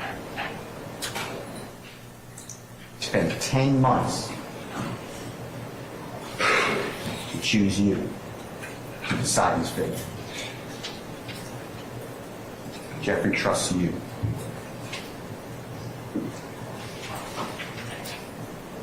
There's a wiretap in this case. There's actually two. Antonio Sumlin's phone, wiretap. Wiretap just means that it's called wiretap because we used to have phones with wires, and the law enforcement would get into the phone system, the AT&T system, and be able to connect to the wire for that phone. And they can listen to all incoming and outgoing calls. Today, you don't, our phones are cellular, but it's the same exact thought. And law enforcement, with a court's permission, or without a court's permission, that's illegal, can get into a cell phone on the frequency so they can capture your Google searches, your text messages, your phone calls, everything you do with that phone, your GPS. And Mr. Garlington's phone was wiretapped. Mr. Sumlin's phone was wiretapped. And you will learn that these people who are so embedded with Jeffrey in crime, Jeffrey's the king slime, the leader of this organization. You know how many conversations in any way they have with Jeffrey? 0.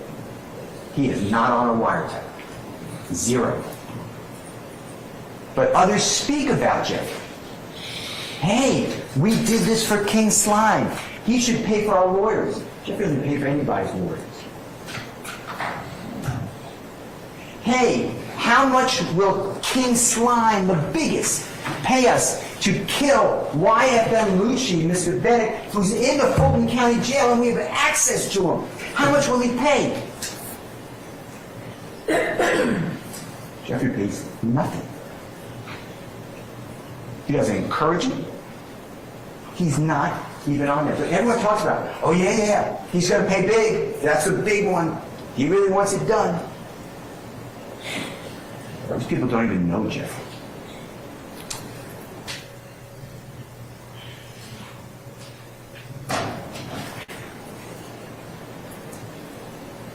Jeffrey treats whoever he is with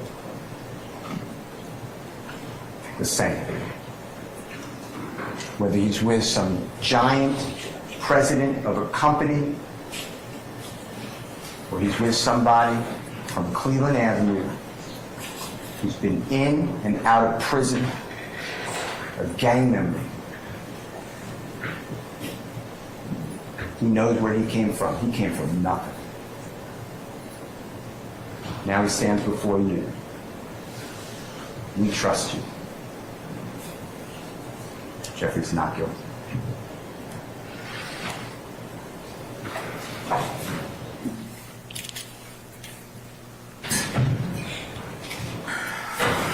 All right, ladies and gentlemen, how about some lunch?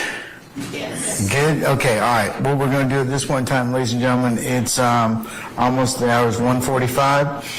Let's come back at 2:45 and we'll see where the day leads us at that point in time. Remember the admonitions that I gave you earlier. They apply to you unless you have any other inquiry of me. Remember, I told you if you leave your headquarters, leave your notepads in there. And remember all the other admonitions I told you about contact and otherwise discussing anything with each other. You're not permitted to do any of that. And the other admonitions I gave you. So we'll see you back at 1:45, and we'll, like I said, we'll continue with. I'm sorry, 2:40. Okay, all right. I'll give you a few minutes. All right. So yes, come back at 2:45. All right. Unless there's anything else, ladies and gentlemen, let's enjoy your lunch. We'll see you at 2:45. All right. All rise.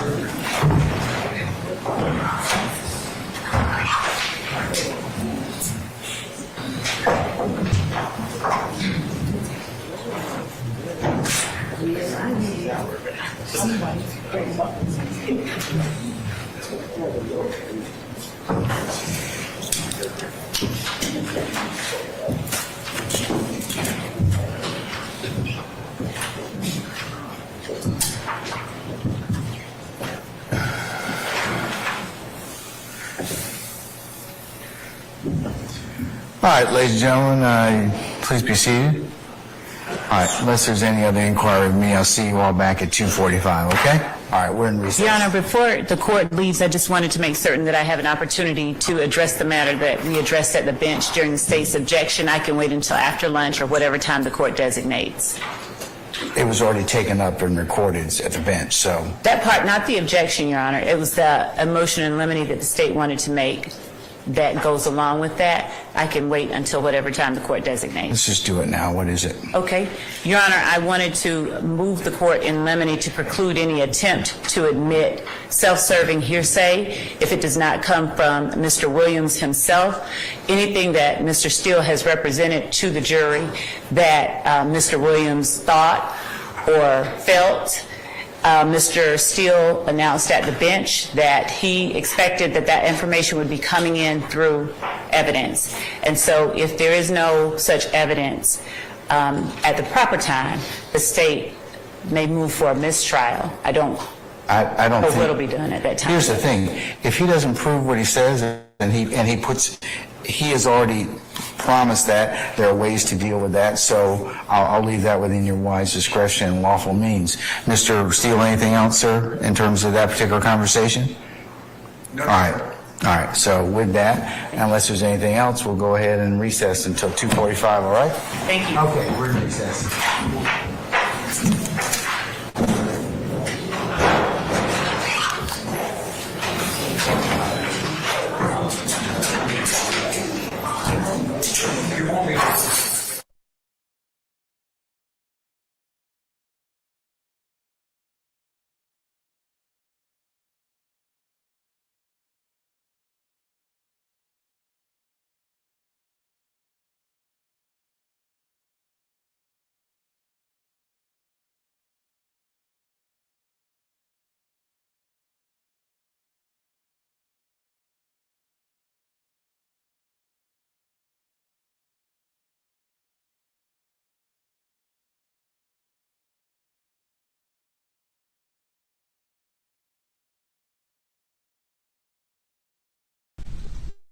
To be so wrongly and falsely attacked,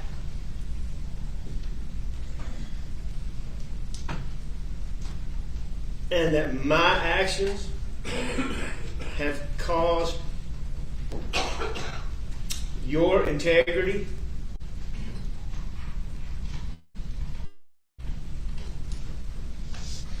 to so wrongly be questioned.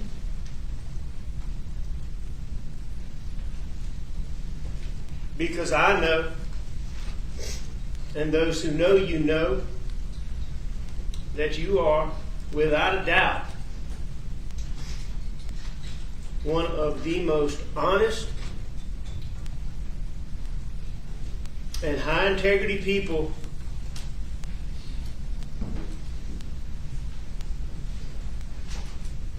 that's ever walked this earth.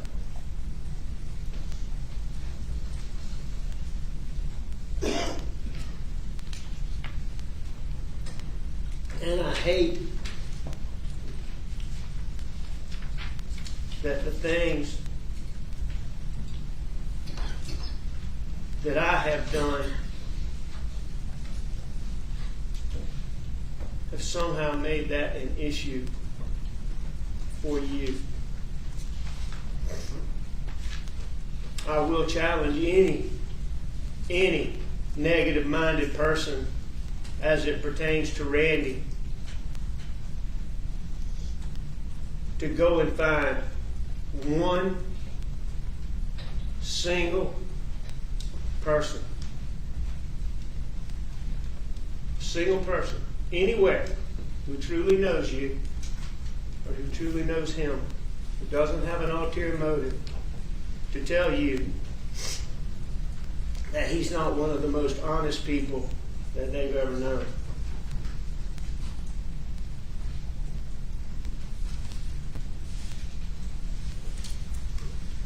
And I am so sorry that I went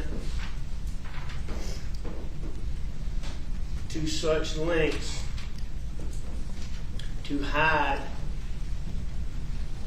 my addiction and my criminal actions from you, because I know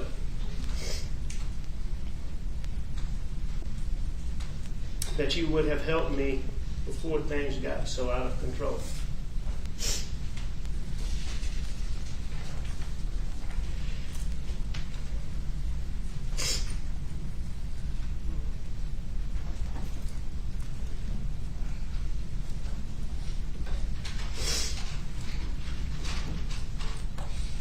Next.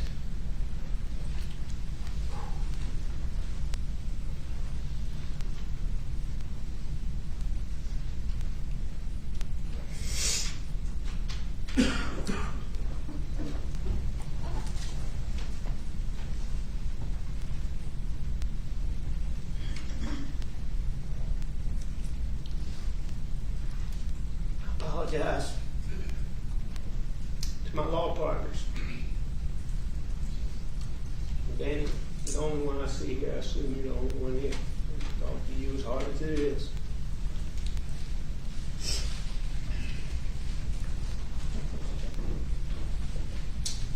I am so sorry that I have caused so much trouble for people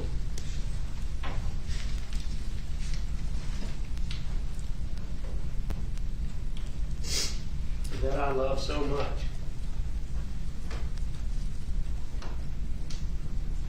I love you, and I love each of you.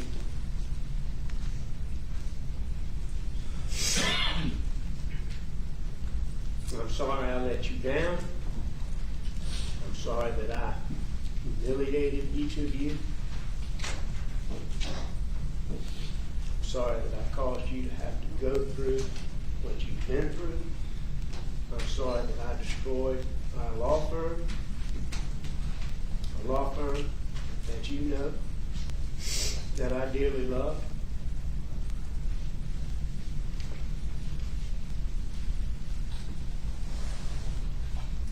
And I'm sorry I let you down.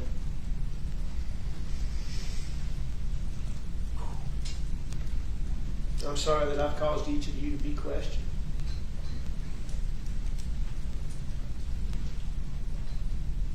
Every one of you is not only one of the best lawyers that I've ever been around, but the best people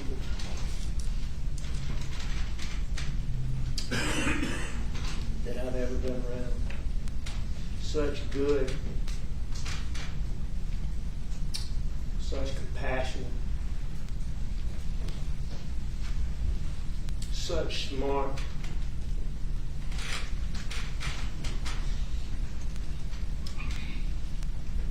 such giving.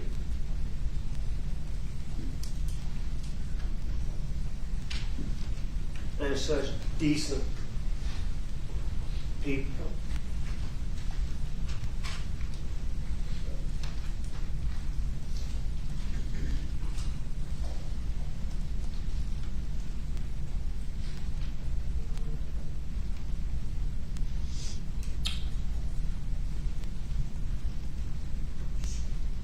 And I, again, am so sorry that I went to such great lengths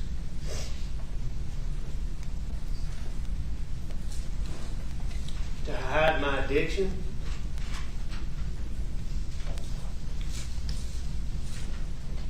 and to hide my criminal acts from each of you. I know you would have helped me before things got so out of control. There's no doubt in my mind.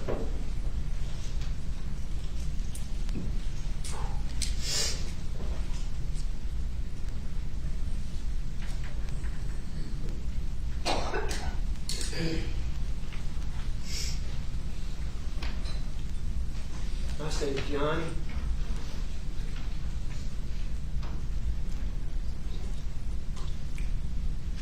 that he was a great mentor to all of us. I learned so many good things from him.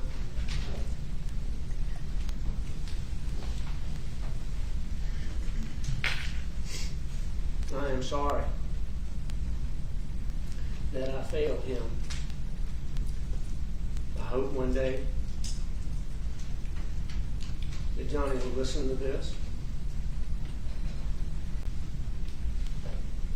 so that he will know how much I miss him, and I miss our chats, and he'll know what I'm talking about. Danny,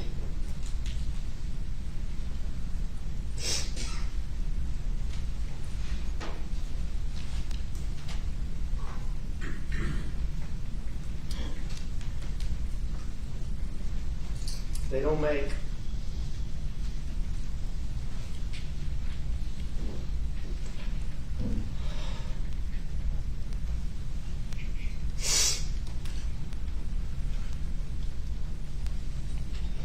enough good words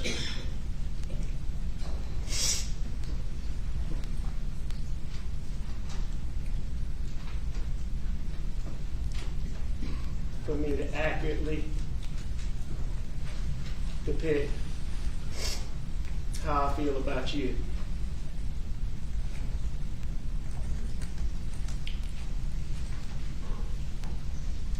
And you know the things that you helped me through.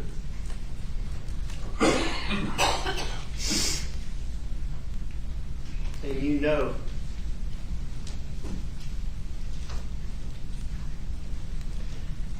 how you helped Maggie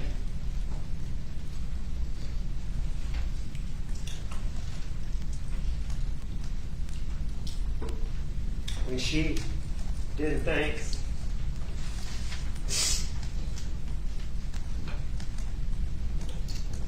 she had anywhere else to turn concerning her son.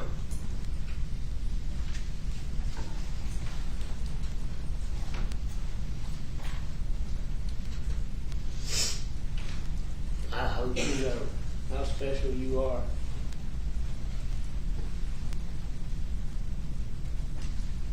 To me, especially.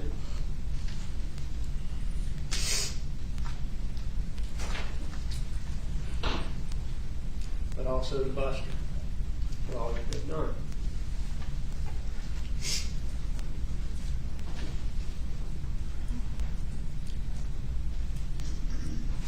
And I mean it when I tell you that it hurts me so much to know that I have disappointed you. And I know that that is an understatement.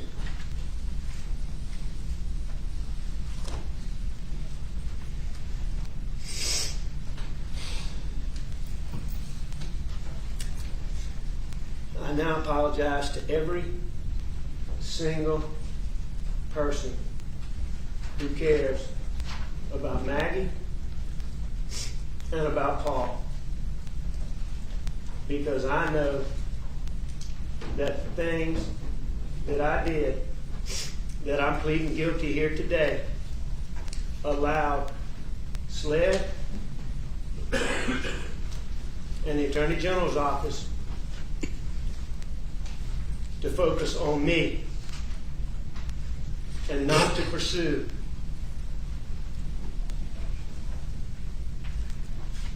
the person or the people who hurt and killed Maggie and Paul.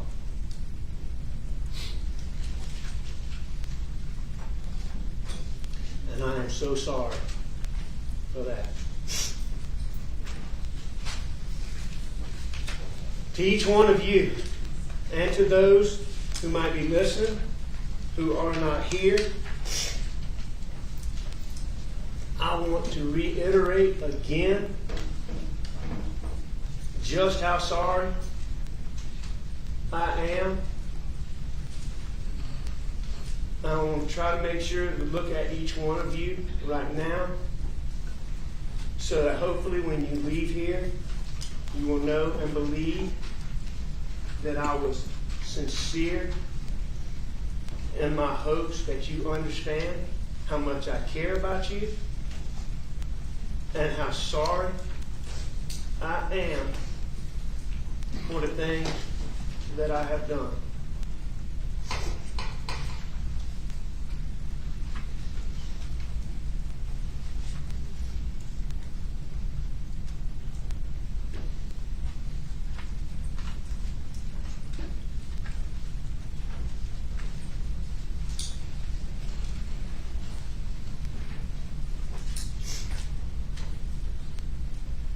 I'm still, as I said, after a lot of reflection, I'm still not sure how I let myself get where I did, where I could do the things that I did to all you people that I care about. I'd like to say to any and everyone who's suffering from addiction, please get professional help. Don't let pride get in your way the way I did. I had people who loved me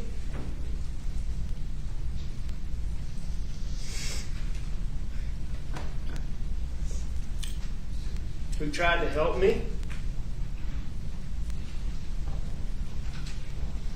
Many, many more people who I know would have helped me.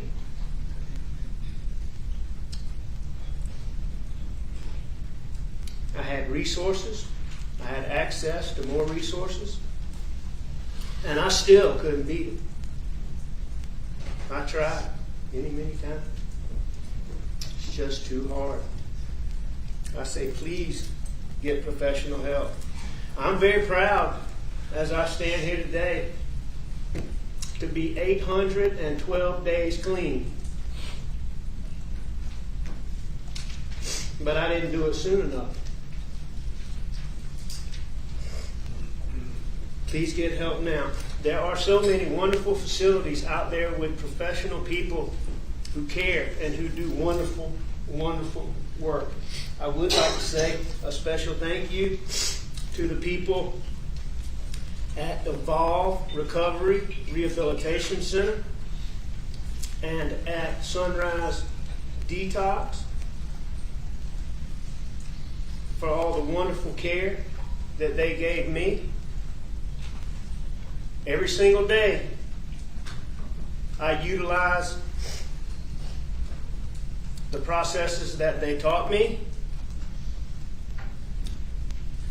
and I used the tools that they gave me in hopes that tomorrow I can add another day to my total. Lastly, I want to thank the men and women who have sent me letters, emails, and given messages to my attorneys with genuine messages of support. They mean more to me than you could possibly know, and I appreciate it.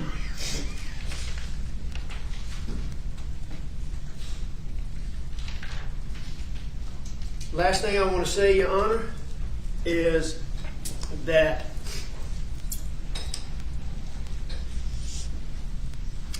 I am fully committed to trying to be a better person.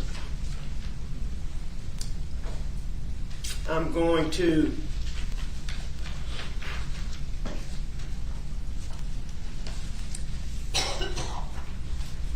do as much good as possible and help as many people as I can while I'm incarcerated.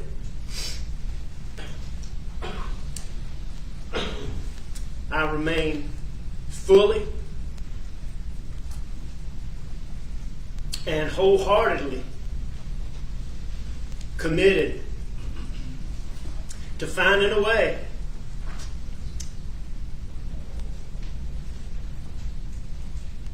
to somehow make those who love me proud again in some small way.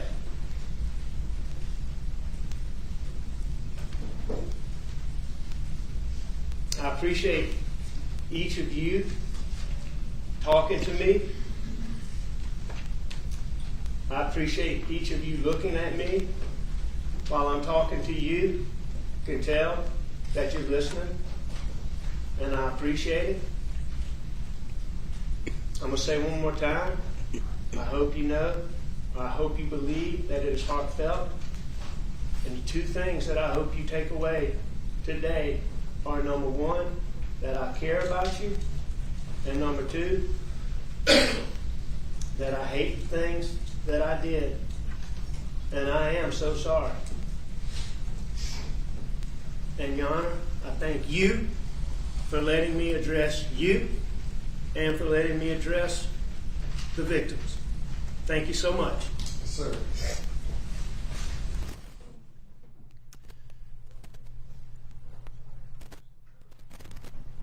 We're going to take a break now for 45 minutes. It's for a 45-minute lunch, and we'll be back at 2:47, thereabouts.